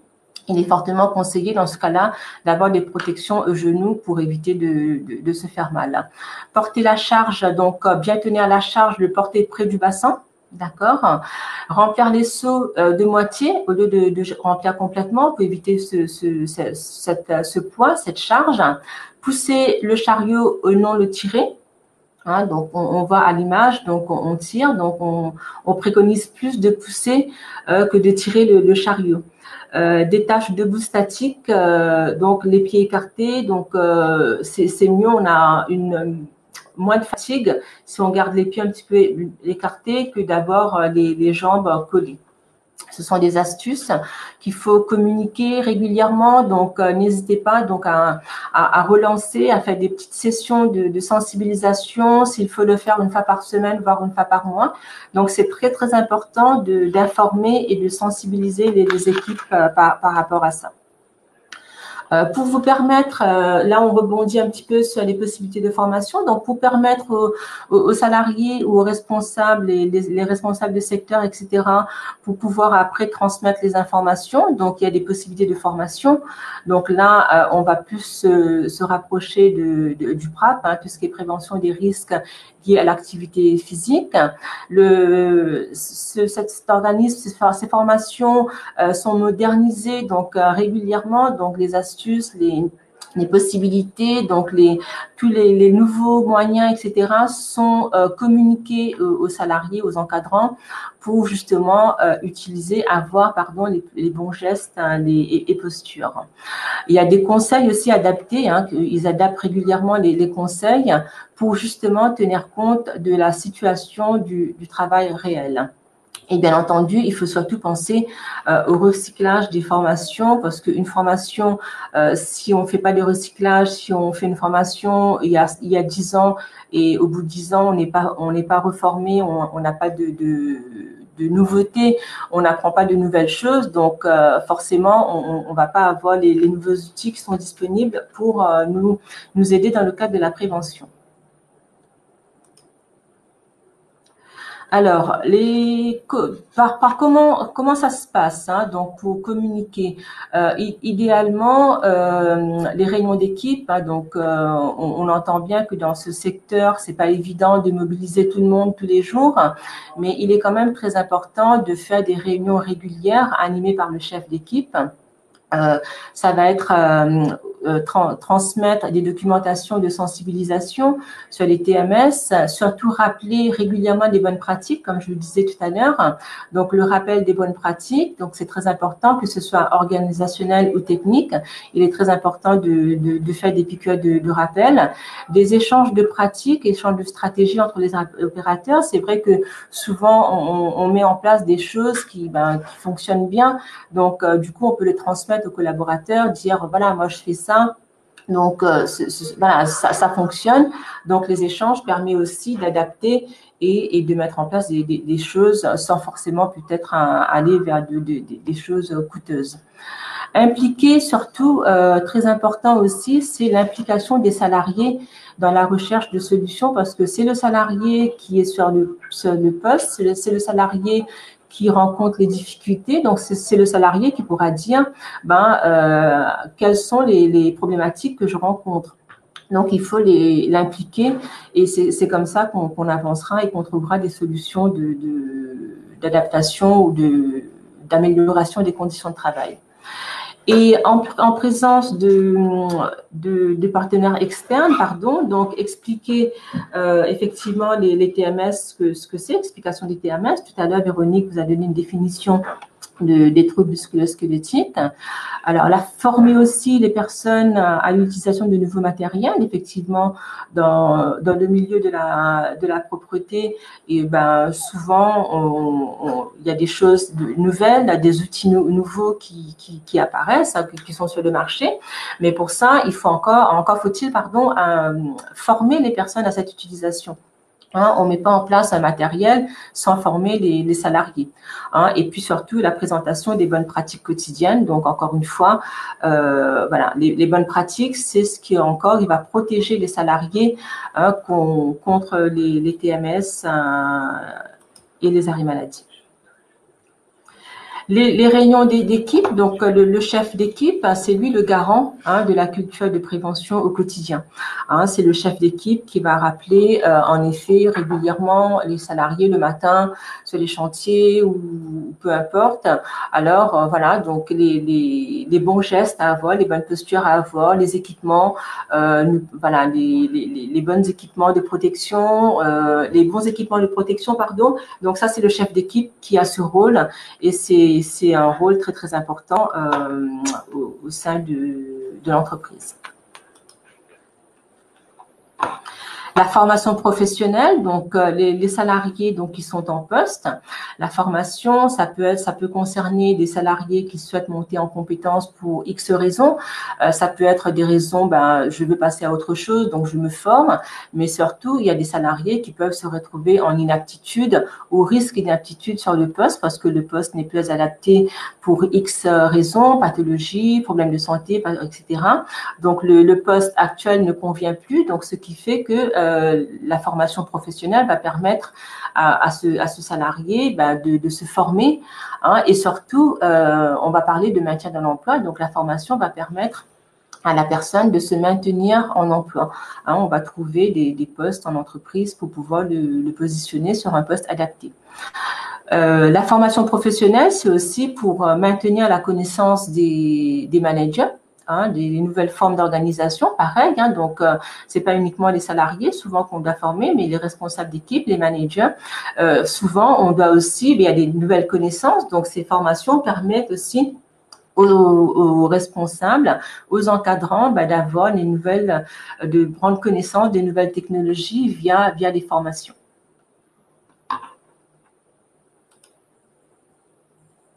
Alors, pour les formations, donc là, nous avons identifié des organismes. Les OPCALIA, donc, ce sont vos organismes de formation. Donc, chaque entreprise est affiliée à un organisme de formation. Donc là, vous vous rapprochez de votre organisme de formation pour le financement des formations de vos collaborateurs. Donc, après, chaque organisme, encore une fois, dépend d'un OPCA, d'un organisme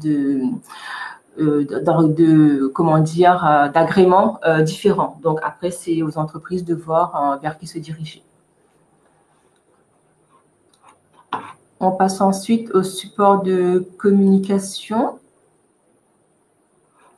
Les supports de communication, donc c'est sous plusieurs formes. Donc en termes de communication, nous avons des documents qui sont à disposition. Donc, ça peut être des documents via le service de santé au travail, donc Horizon Santé Travail. Donc, sur notre site, vous avez des brochures, des documents qui vous permettent de communiquer, de transmettre aux salariés des documents sur le nettoyage. Vous avez aussi des méthodes de travail bonnes pratiques via d'autres prestataires, prestataires, oui. Il y a l'ACRAMIF, bien entendu, que tout le monde connaît. À diffuser, donc, aux donneurs d'ordre, on viendra tout à l'heure sur les donneurs d'ordre. Donc, il y a des guides, il y a des associations qui accompagnent ces personnes. Il y a la CRAMIF qui accompagne également ces personnes. Dans le cadre de la prévention TMS pour le nettoyage du personnel de nettoyage, il y a aussi le service public fédéral donc qui met en place des guides et des documents pour informer les donneurs d'ordre sur tout ce qui est prévention dans le milieu du nettoyage. Et bien entendu, le ministère du Travail qui met aussi en place pas mal d'informations, de communication dans ce sens. Donc, on continue sur les supports de communication. Donc, nous avons également des fiches, des fiches à accrocher sur les chariots. Donc, pour indiquer un petit peu, souvent, pour certaines personnes dans le milieu de nettoyage, tout ce qui est visuel, tout ce qui est ludique, ça parle un petit peu mieux que de donner des notes de service. Donc, du coup, sous forme ludique, donc on voit un petit peu, il y a des messages, on voit un petit peu les gestes, les postures, donc ça permet un petit peu aux personnes de s'approprier ces techniques, ces gestes, ces postures. Bien entendu, sur le site de la CRAMIF, donc vous avez donc des informations, donc et puis vidéo NAPO, donc n'hésitez pas à y aller. Et bien entendu, Horizon Santé Travail, donc encore, nous avons des fascicules de sensibilisation. Nous faisons également des sensibilisations, comme on fait aujourd'hui. Là, c'est une présentation, mais il y a aussi des sensibilisations qu'on peut faire en entreprise. Donc, ça, c'est via votre service de santé au travail. Donc, n'hésitez pas à vous rapprocher du médecin du travail, et puis surtout d'aller sur notre site pour voir ce qui existe déjà en termes de documentation.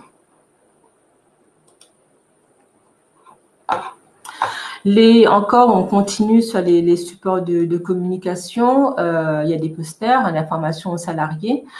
C'est un fichier PDF que vous pouvez imprimer et afficher dans les espaces communs ou espaces de repos, et de manière à ce que les personnes puissent voir justement un petit peu, avoir en visuel les gestes, comment se baisser, comment prendre une charge lourde, comment tenir l'aspirateur, comment porter à deux, etc. Donc, ce sont des astuces, des gestes à travers ces fichiers, donc les personnes peuvent avoir les bons gestes à avoir. Et je continue, les partenaires de la prévention. Donc forcément, il y a la prévention, bien entendu. La prévention, encore une fois, très importante au sein de l'entreprise, très importante dans le cadre des conditions de travail des salariés. Mais à côté, nous avons des partenaires qui sont là pour accompagner les entreprises dans le cadre de la prévention. En interne, bien entendu, on va commencer par ce qui est faisable en interne avant d'aller en externe. En interne, nous avons... Ah, je suis bloquée. Non, voilà. En interne, nous avons déjà l'employeur, donc l'employeur qui a quand même le rôle de prévention, donc le rôle de mettre en place des solutions de prévention. Il y a le salarié qui est concerné par des problèmes de santé, par une aptitude, peu importe, par la prévention, tout simplement.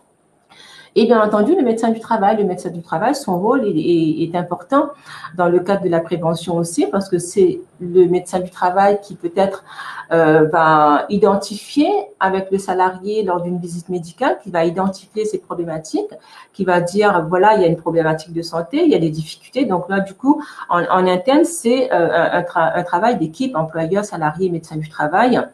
Et bien entendu, quand on parle de médecin du travail, on parle aussi, on y reviendra plus tard, on parle aussi de l'équipe pluri, parce que le médecin du travail fera appel à son équipe pluridisciplinaire pour justement faire les choses correctement et accompagner le salarié et l'employeur.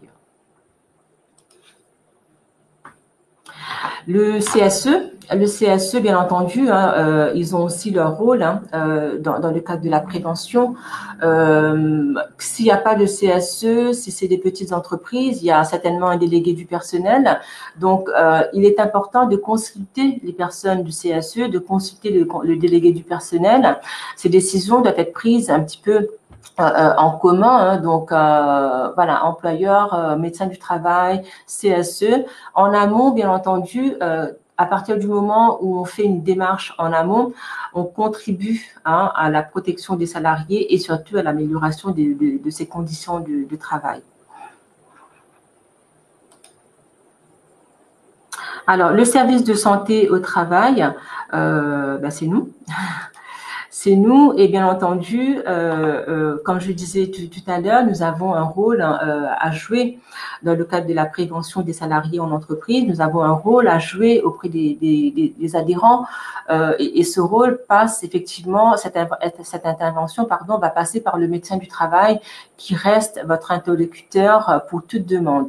Hein, il y a des actions, encore une fois, le médecin il est entouré d'une équipe pluridisciplinaire. Hein. Aurélien vous a présenté au début toute l'équipe du médecin de cette équipe pluri, toutes les personnes, hein, les métiers de cette équipe pluridisciplinaire, et ces actions vont être menées avec le médecin du travail. Le médecin du travail va identifier avec l'entreprise donc la problématique et sollicitera la personne adaptée au sein de son équipe pour accompagner l'entreprise. Alors, de nombreuses prestations, hein, donc effectivement, donc nous, on est là en tant que préventeur, on est là pour soutenir, le médecin coordonne hein, des actions, on est là pour travailler avec les médecins et effectivement, on peut vous apporter des différentes prestations, les TMS, on peut aussi intervenir dans le cadre des risques psychosociaux, on peut aussi vous aider à élaborer ou à mettre à jour votre document unique. Pour les entreprises qui ont plus des problématiques de risque chimique, il y a aussi une équipe qui est là pour les accompagner. Et bien entendu, les accidents de travail aussi, on peut accompagner les entreprises pour faire l'arbre des causes, pour comprendre un petit peu les accidents, voilà, faire en sorte ou ne plus que ça se produise, mais trouver des solutions du moins pour améliorer les conditions. Nous sommes bien entendu vos interlocuteurs privilégiés lorsque vous êtes confrontés à une problématique liée à la préservation de la santé de vos salariés, mais surtout au maintien dans l'emploi. Hein. C'est sûr que problème de santé sur le poste, ça remet en question le problème de maintien en emploi de la personne. Le donneur d'ordre, Aurélien, tu prends la main. Aurélien? Absolument, Marianne, merci de me donner la main. Alors, par rapport aux donneurs d'ordre, c'est vraiment des leviers d'action incontournables. Tout à l'heure, Sylvia, vous l'avez un petit peu évoqué, c'est très très juste, c'est que c'est pas seulement les employeurs, c'est qu'il y a aussi parfois des appels d'offres, il y a des exigences des donneurs d'ordre. Et sensibiliser, informer les donneurs d'ordre, c'est absolument incontournable pour aussi expliquer quelles sont les contraintes. Alors là aussi, c'est extrêmement difficile puisqu'il y a forcément le marché, il y a des offres, il faut répondre aux exigences, il faut rester compétitif, c'est très difficile. Mais le donneur d'ordre est un partenaire incontournable à sensibiliser et à informer pour améliorer les conditions de travail. Donc ça, c'est vraiment important et encore une fois, c'est vraiment très très difficile. Les donneurs d'ordre, ils sont surtout sensibilisés par les acteurs nationaux, notamment le phare. Alors je vous dis pas tout de suite qui c'est, mais tout de suite après. Vous avez deux guides, guide de concepteur des bâtiments et surtout à droite là vous voyez le guide de donneur d'ordre. Alors vous tapez guide de donneur d'ordre sur Google, guide de donneur d'ordre phare sur Google, vous allez vite tomber dessus. Mathieu, je vois que tu es hyper actif sur le chat. Éventuellement Mathieu, si tu peux faire la petite recherche et donner le lien dans le chat, ce serait super intéressant. Donc ce guide de donneur d'ordre est extrêmement bien fait, très très riche d'informations. Consultez-le, c'est vraiment un super document. La négociation du contrat est déterminante.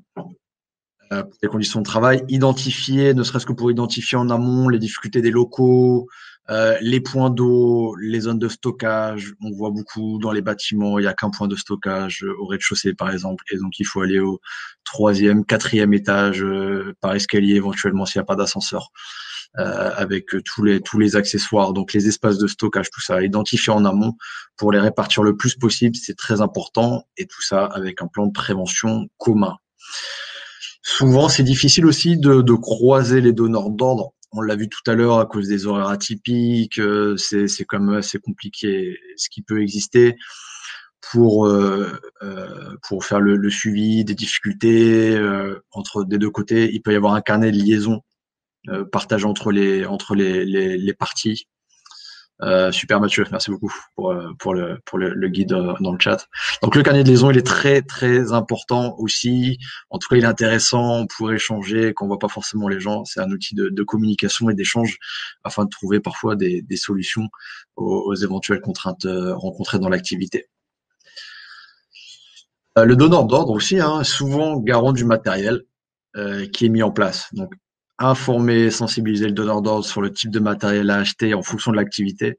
Ça aussi, c'est très important. Et puis, pour accepter aussi certaines conditions, on revient encore au travail en journée qu'on a pu évoquer tout à l'heure. Le donneur d'ordre, vous le comprenez, est clé dans cette démarche. Dans les activités, dans les entreprises, où bien sûr, vous travaillez avec des donneurs d'ordre. Ensuite, le donneur d'ordre peut relayer certaines informations auprès des salariés de l'entreprise, comme rappeler, ça c'est assez fréquent, on le rencontre souvent, rappeler de mettre les corbeilles sur le bureau le soir avant de partir, par exemple. Donc ça c'est des petites choses qui aident quand même les agents de nettoyage le soir. Ça, c'était par rapport au donneur d'ordre. Je vais passer sur le phare. Le phare, alors là, c'est vraiment propre à la branche professionnelle propreté. Si vous êtes une collectivité, si vous êtes un EHPAD, vous avez des agents de nettoyage, ça ne vous concerne pas le phare. Hein. C'est vraiment lié à la branche professionnelle. Donc, si vous êtes une entreprise de la propreté, vous devriez connaître le phare. Parce qu'ils sont hyper actifs et ils font un super travail. Le phare, c'est faut adhérer. Donc, peut-être vous avez choisi d'adhérer ou pas. En tout cas, les entreprises qui y adhèrent peuvent bénéficier d'un certain nombre de services, d'informations. Donc il y a la FEP, le phare, donc ça c'est la branche professionnelle. On va pas rentrer dans les détails, mais en tout cas le phare a un petit focus là-dessus parce que c'est eux qui peuvent intervenir, en tout cas vous aider sur toutes les problématiques de santé au travail dans le secteur. C'est une association qui accompagne le développement économique et social du secteur de la propreté. Ils accompagnent l'entreprise, les entreprises, donc leurs adhérents pour le coup, à acquérir une compétence de prévention. Ils ont un petit programme prévention TMS très ambitieux, très riche, très complet. Vraiment, si vous faites partie du secteur de la propreté, penchez-vous sur ce que fait le phare, c'est très intéressant. Ou même aller sur leur site internet aussi. Hein. Ils ont quelques documentations qui est libre, qui est très, très, très intéressante. Là, vous voyez en bas les logos de la FEP et du phare. Ils sont extrêmement dynamiques. Et notamment, depuis 2010, une démarche d'accompagnement pour former des référents TMS, des référents prévention au sein des entreprises, avec des tarifs tout à fait avantageux et avec une vraie démarche construite. C'est très ambitieux, c'est très très bien fait, vraiment, si vous pouvez aller voir ce qu'ils font. Et je passe la main pour les aides financières. Est-ce que c'est toi, Ariane, qui reprend la main pour les aides financières? Oui.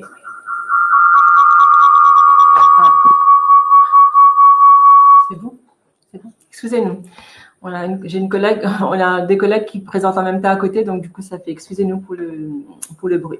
Alors, les aides financières, effectivement, donc pour aider les entreprises à financer tout ce qui est matériel dans le cadre des aménagements de postes, il y a des aides financières qui sont possibles via plusieurs, on va voir ensemble.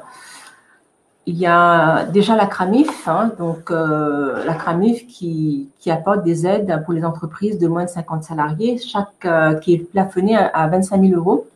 Donc des aides pour les TMS pro-diagnostic, pour identifier et maîtriser les risques des TMS. Donc l'aide pourrait financer 70% du montant, du coût de la formation de la personne ressource dans l'entreprise, ou de la réalisation d'une étude qui va déboucher sur un plan d'action. Ça peut être aussi pour les TMS proaction pour agir durablement contre les TMS. Donc, il s'agira dans ce cas-là de contribuer à 50% à l'achat de matériel ou d'équipement pour réduire les contraintes physiques. Donc, ça, ce sont les aides de la CRAMIF. Et à côté, vous avez aussi, en parallèle, vous avez d'autres aides possibles. Donc, le SAMET, donc on a laissé le SAMET parce que c'était plus parlant pour certaines entreprises, mais le SAMET est maintenant porté par les Cap Emploi. SAMET et Cap Emploi, ce sont des prestataires de l'AGFIP. Donc, via ces prestataires, via l'AGFIP, bien entendu, les entreprises peuvent bénéficier d'aides financières pour financer les aménagements des postes de salariés. Alors, comment ça fonctionne? Donc, les SAMET Cap Emploi, c'est par département de l'entreprise. Donc, les salariés, par exemple, qui travaillent sur le 92, sur les départements des Hauts-de-Seine, l'entreprise sollicitera l'AGFIP du 92 pour pouvoir avoir des aides financières. Alors, pour pouvoir bénéficier de ces aides financières, le salarié en question devra avoir une reconnaissance travailleur handicapé, que c'est une démarche qui se fait par la maison départementale pour personnes handicapées. Si la personne n'a pas sa reconnaissance travailleur handicapé et si la personne est en cours de reconnaissance travailleur handicapé, une attestation de dépôt de dossier est aussi valable pour que l'entreprise puisse bénéficier d'aides financières. Il y a une saisie, cette mobilisation, cette demande peut se faire par l'employeur directement, par le médecin du travail qui va solliciter encore une fois l'équipe adaptée pour accompagner le salarié et l'entreprise pour bénéficier de ces aides. Le salarié lui-même peut très bien solliciter, par exemple, quand je dis le salarié lui-même, c'est plus pour les prothèses auditives, par exemple, ce sont des aides personnelles. Donc là, le salarié peut solliciter directement à l'AGFIP pour avoir une aide financière. Et sinon, il y a aussi d'autres partenaires qui peuvent solliciter l'AGFIP, le Cap Emploi, le SAMET, bien entendu, pour avoir ces aides. L'intervention dans l'entreprise, donc forcément, il y a une intervention. Donc, du coup, quelle que soit la personne qui va solliciter l'AGFIP, donc ce service, il est gratuit. Il est gratuit, il n'est pas du tout, il n'est pas payant à partir du moment où la personne a un reconnaissance travailleur handicapé ou une attestation prouvant que la personne fait sa démarche. Donc, ces aides sont possibles pour toutes les entreprises. Ces aides, donc, à travers ces prestataires, l'entreprise peut mobiliser des aides financières, mais aussi des aides financières pour les aménagements de poste, mais aussi des aides de formation ou autres mesures de l'AGFIP. Donc, je vous invite vraiment à aller sur le site de l'AGFIP, si vous ne connaissez pas, d'aller sur le site pour voir un petit peu ce qui est possible de faire pour les salariés, mais également pour les entreprises. Donc, le SAMET, donc, du coup, va intervenir sur tout ce qui est poste de travail. Donc, les chargés de mission, ce sont des chargés de mission qui vont intervenir avec l'aide du médecin du travail, avec l'aide d'une équipe au sein de la médecine du travail, qui va intervenir au poste du salarié. Ça peut être un aménagement de poste, ça peut être pour financer du matériel, ça peut être aussi pour financer le temps de travail. Donc, le temps de travail, donc là, c'est assez particulier pour le temps de travail. C'est plus quand on est dans la reconnaissance de la lourdeur du handicap. Donc là, les personnes peuvent réduire leur temps de travail. Donc, il y a une compensation pour l'entreprise. Les prestations de l'AGFIP. Il y a aussi des prestations de l'AGFIP pour l'employeur. Pour l'employeur, ça va être un exemple, ça va être comment intégrer, par exemple, une personne en situation de handicap. Donc, c'est une aide, donc l'employeur peut bénéficier d'aide. Mais aussi, l'AGFIP aussi finance les formations, les orientations professionnelles et les développements de compétences. Donc là, on est plus dans quand on parle d'inaptitude, quand les personnes ne sont plus aptes à occuper leur poste de travail. Donc là, on les forme et l'AGFIP, dans ce cadre-là, va financer une partie de la formation pour que la personne puisse avoir les ressources nécessaires pour occuper un autre poste et ne pas perdre son travail.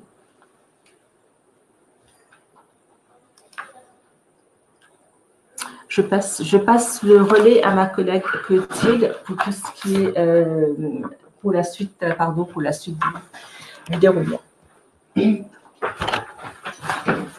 Voilà. Donc, c'est vrai qu'il nous a semblé pertinent de parler du contexte du coronavirus dans ce webinaire qui était au départ, qui cible plus les TMS. Voilà. Donc, la crise sanitaire, elle impacte tous les secteurs d'activité, mais elle impacte aussi donc le secteur de la propreté. Les agents de nettoyage jouent un rôle essentiel dans la lutte contre la propagation du virus. en préservant l'hygiène des lieux publics et privés. Ils vont agir autant dans les immeubles d'habitation que les hôpitaux, les bureaux, les usines, les transports en commun. Donc voilà, donc ils vont vraiment, c'est vraiment des personnes clés. Et puis on va enfin pouvoir mettre en avant reconnaître leur travail, les mettre en avant. Ce contexte particulier engendre des modifications dans leurs conditions de travail. Il peut y avoir une augmentation de la charge de travail, soit parce qu'il y a des collègues qui sont absents et qu'il faut remplacer, soit parce que le nombre de tâches à effectuer va augmenter. Et puis, il peut y avoir aussi l'usage de nouveaux procédés. Donc, il va falloir se former, ça peut demander un petit peu de temps. Il faut changer ses habitudes. Et tout ça dans un climat anxiogène, avec chacun tout le monde. Certains peuvent avoir des craintes pour leur santé, aussi pour leurs proches quand ils rentrent au domicile. Alors, c'est important dans ce contexte d'évaluer les risques d'exposition au Covid, les situations à risque où les salariés sont exposés directement, c'est-à-dire via au contact direct d'une personne contaminée, ou par un contact indirect, c'est-à-dire un objet ou une surface elle-même contaminée. Il faut évaluer ces situations et puis mettre en place des mesures de prévention. Alors, comment on va procéder ? On va mettre à jour le document unique d'évaluation des risques professionnels, qui est obligatoire. Et donc, cette mise à jour est obligatoire, c'est vraiment une obligation réglementaire. C'est inscrit dans le Code du travail. On va mettre aussi à jour les plans de prévention avec les entreprises utilisatrices. Donc, quand vos salariés vont sur un site hors de votre entreprise, il faut revoir les risques propres à l'entreprise, au lieu où ils vont travailler. Il faut faire attention de ne pas créer de nouveaux risques et majorer les risques existants avec des mesures mises en place. Alors tout à l'heure, on a parlé de certaines mesures organisationnelles, comme par exemple éviter de faire travailler les collaborateurs en fin de journée ou éviter de fractionner les journées de travail. Là, on peut parfois, dans ce contexte bien particulier, s'éloigner un petit peu de ces mesures pour prendre les dispositions nécessaires à la protection de vos salariés. Voilà. Ou sinon, essayer de faire le nettoyage sur les temps de pause, sur les temps du midi. Mais il faudra, dans ces cas-là, prendre en compte ces nouveaux risques et mettre en place de nouvelles actions. On va aussi, dans les mesures à prendre, informer et former les salariés. On va les former aux mesures barrières, à la distanciation sociale, à l'usage des nouveaux produits désinfectants qui vont être utilisés, les former sur du nouveau matériel et aussi sur les équipements de protection individuelle. Si vous devez vous leur recommander de porter un masque, il va falloir leur expliquer comment porter le masque, comment le mettre, comment le porter et comment le retirer. Il va falloir communiquer tout au long de cette période et même de façon générale communiquer auprès de ses salariés et il va falloir adapter le mode de communication, le support de communication. Ariane vous a donné des pistes tout à l'heure, donc il faut vraiment adapter à vos salariés. Et s'assurer, c'est à vous en tant qu'employeur de vous assurer de la bonne compréhension et de la bonne appropriation des consignes et des modes opératoires par les salariés. Parce que pour eux, ça peut être aussi un facteur ils peuvent se mettre en danger et puis s'ils ne comprennent pas les consignes, ils peuvent avoir un sentiment de crainte, une crainte, ça peut créer une peur. Il faut aussi adapter les moyens à la situation, s'assurer de la disponibilité du matériel nécessaire. Si vous leur demandez de porter des masques et qu'il n'y en a pas à disposition, ça va être compliqué pour eux. Donc voilà, s'assurer que tout est en place. Et surtout, être présent et être à l'écoute des salariés qui peuvent avoir des craintes. C'est des agents de nettoyage qui sont potentiellement exposés au risque. Donc, il faut les écouter, les rassurer et mettre en place les actions adéquates. Alors, déjà, Horizon Santé Travail l'équipe pluridisciplinaire peut vous accompagner à la mise à jour du document unique. On a mis en place aussi un guide qui s'intitule « Intégrer le Covid-19 dans son document unique » et qui est disponible depuis notre site internet. Vous avez sur le site du gouvernement des fiches métiers, dont une qui se nomme « Entretien des locaux de travail par un prestataire extérieur hors secteur sanitaire. Quelles précautions prendre contre le Covid-19 ?» Et nous avons aussi le Monde de la propreté qui a sorti un guide de bonnes pratiques face au Covid-19 et des fiches de protocole. Il y a aussi d'autres sites qui vont permettre qui vont fournir des supports de communication pour les gestes barrières. Vous avez par exemple Santé publique France, il y a l'INRS, il y a d'autres sites qui peuvent vous donner des supports de communication pour vos salariés.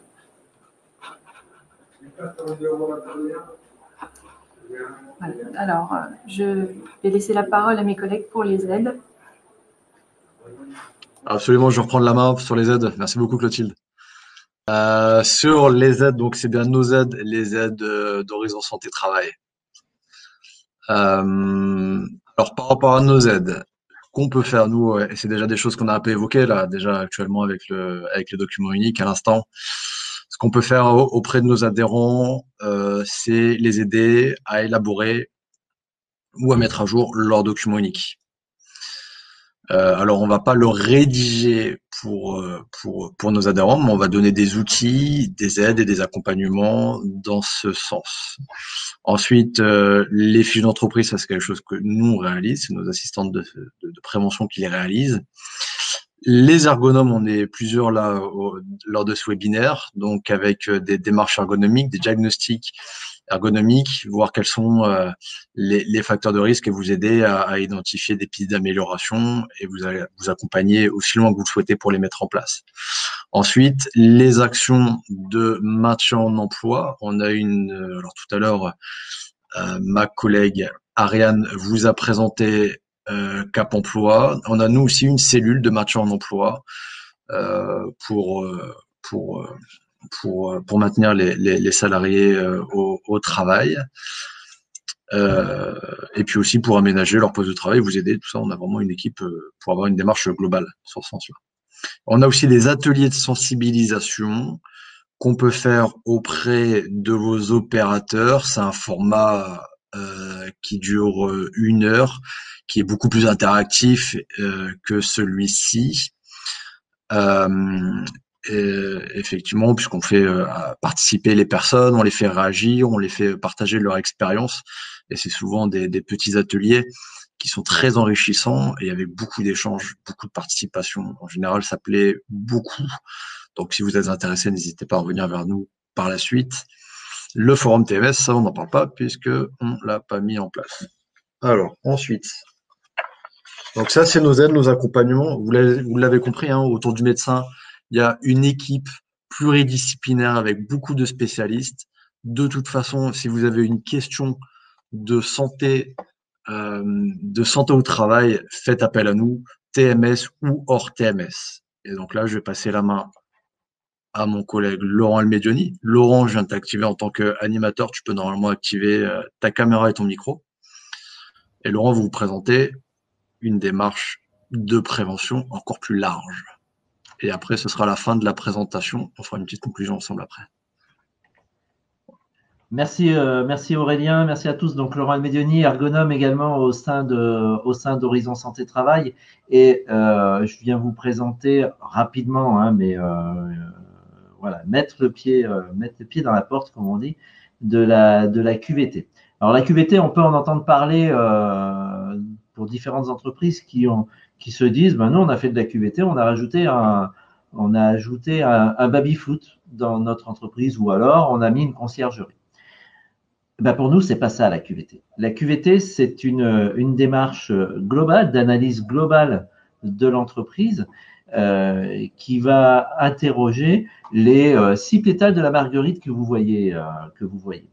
Donc, on rentre dans cette analyse par la santé au travail. C'est notre première expertise. On a des compétences qui sont significatives sur le secteur. Alors, on vient d'en parler notamment avec les TMS, mais on va lier tous ces éléments, tous les éléments dont on vient de parler avec le reste de l'organisation de l'entreprise. Alors, ça peut être… alors, je mets mes lunettes parce que Voilà. Ça peut être le contenu du travail, ça va être le management participatif. Alors, on a des sous-items, hein, vous voyez, des connaissances de la stratégie, du projet de l'entreprise.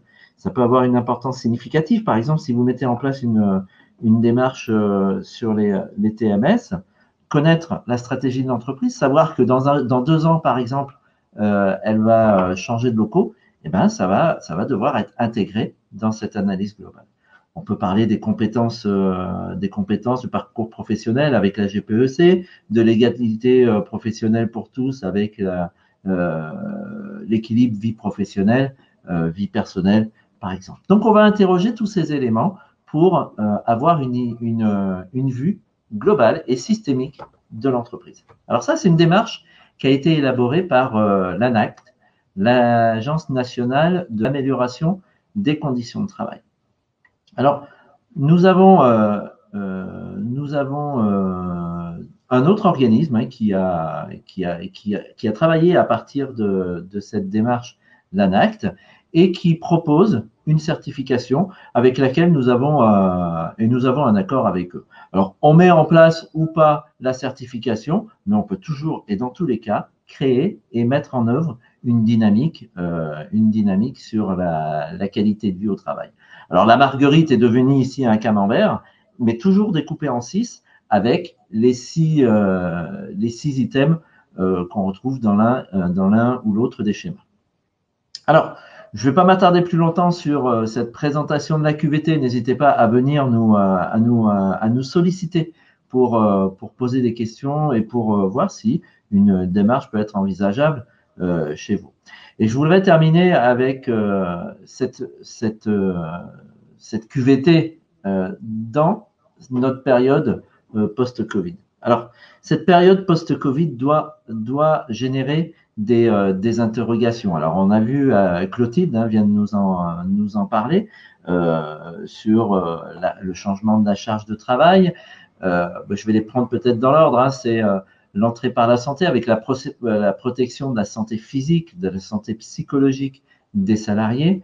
Les activités avec un impact économique, les abandons, les reports d'activités et les besoins, les nouveaux besoins des clients, les nouveaux besoins des salariés.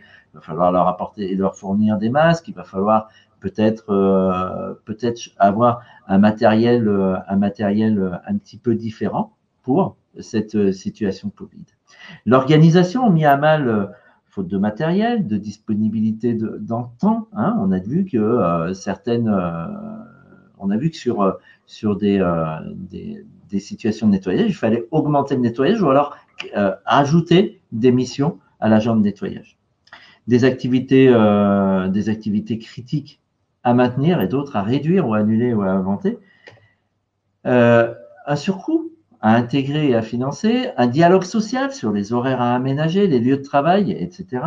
Le management et la régulation des activités. Hein, certains vont être en surcharge parce que dans les lotissements sur lesquels ils travaillent, on leur demande plus ou il y a des missions supplémentaires qui ont été ajoutées, d'autres qui vont être en sous-charge. Les emplois qui vont être peut-être modifiés, réduits, partagés. Et puis d'autres sujets comme la connaissance de salariés fragilisés, de salariés qui sont mal par rapport à la situation Covid. Par exemple, la discrimination pour travailler avec des gens qui ont été atteints ou qui ont été atteints par le Covid. Les réticences à revenir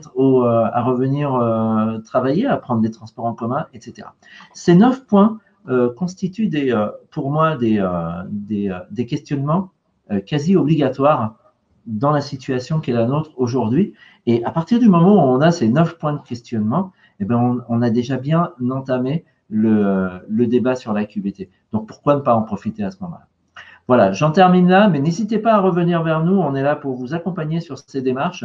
N'hésitez pas à nous contacter sur le sujet et à nous demander des informations complémentaires.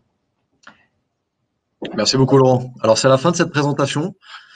Avant de vous quitter, alors déjà, merci à tous de votre attention. Merci à tous d'être venus et d'avoir suivi ce webinaire pendant cette bonne grosse heure et demie, presque 2 heures. Avant de vous quitter, est-ce que vous avez des questions dans le chat? On va répondre à quelques questions, on va prendre quelques minutes. Pour ceux qui n'ont pas de questions, merci beaucoup de votre présence encore. Et puis, on vous souhaite une bonne journée. Ceux qui ont des questions, restez quelques minutes. Nous, on reste encore là auprès de vous pour répondre à toutes vos questions. Donc, Florence, super intéressant. Merci beaucoup. Ça fait très plaisir, notamment sur les parties concrètes. Eh bien, merci beaucoup pour ce retour. J'espère que ça vous a plu, ça vous a plu à tous. On espère tous que le webinaire et le contenu a pu vous intéresser avec des choses utiles par la suite. Cécile, merci. Corinne, merci. Merci à tous. Si vous avez des questions, on reste là. Webinaire bien organisé et intéressant. C'est très gentil. Merci. Au nom de toute l'équipe, merci beaucoup. Merci beaucoup. Des bons retours. Merci. Si vous avez des questions, n'hésitez pas. On est là. A priori, il n'y en a pas. S'il n'y a pas de questions, merci à tous et puis passez une bonne fin d'après-midi. Et puis on espère vous revoir bientôt sur d'autres thématiques de webinaire. Là, il n'en reste plus beaucoup d'ici l'été, mais on va reprendre les ateliers à la rentrée. Le replay sur notre chaîne YouTube. N'hésitez pas aussi à suivre la page LinkedIn pour suivre un peu nos actualités, nos événements, les prochains webinaires, les prochaines thématiques qu'on va développer. Merci. Écoutez, c'est un plaisir. Merci beaucoup, Noro. Merci beaucoup. Merci, Sheila. Je ne peux pas lire le nom de chacun, mais merci à tous pour tous vos retours. C'est un plaisir. Merci énormément. On reste de toute façon à votre disposition si vous avez d'autres questions. Votre interlocuteur privilégié, c'est votre médecin du travail. Également son assistante pour vous mettre en lien avec nos équipes et bénéficier d'autres services par la suite. Vous voyez avec votre médecin du travail en priorité qui sera redirigé vers le préventeur, ou en tout cas le profil le plus compétent pour répondre à votre question. Très bien, merci à tous. Cécile, bonne soirée, merci à tous ces compléments d'information. Les présentatrices novices de webinaire ont fait une bonne prestation. Effectivement, félicitations à tout le monde. Félicitations à mes collègues, Ariane, Clotilde, Véronique, Laurent, Mathieu. Merci à tous de votre présence et pour tout votre travail. Je pense que c'est la fin. On va fermer cette salle. Merci à tous. Bonne soirée et puis à très bientôt.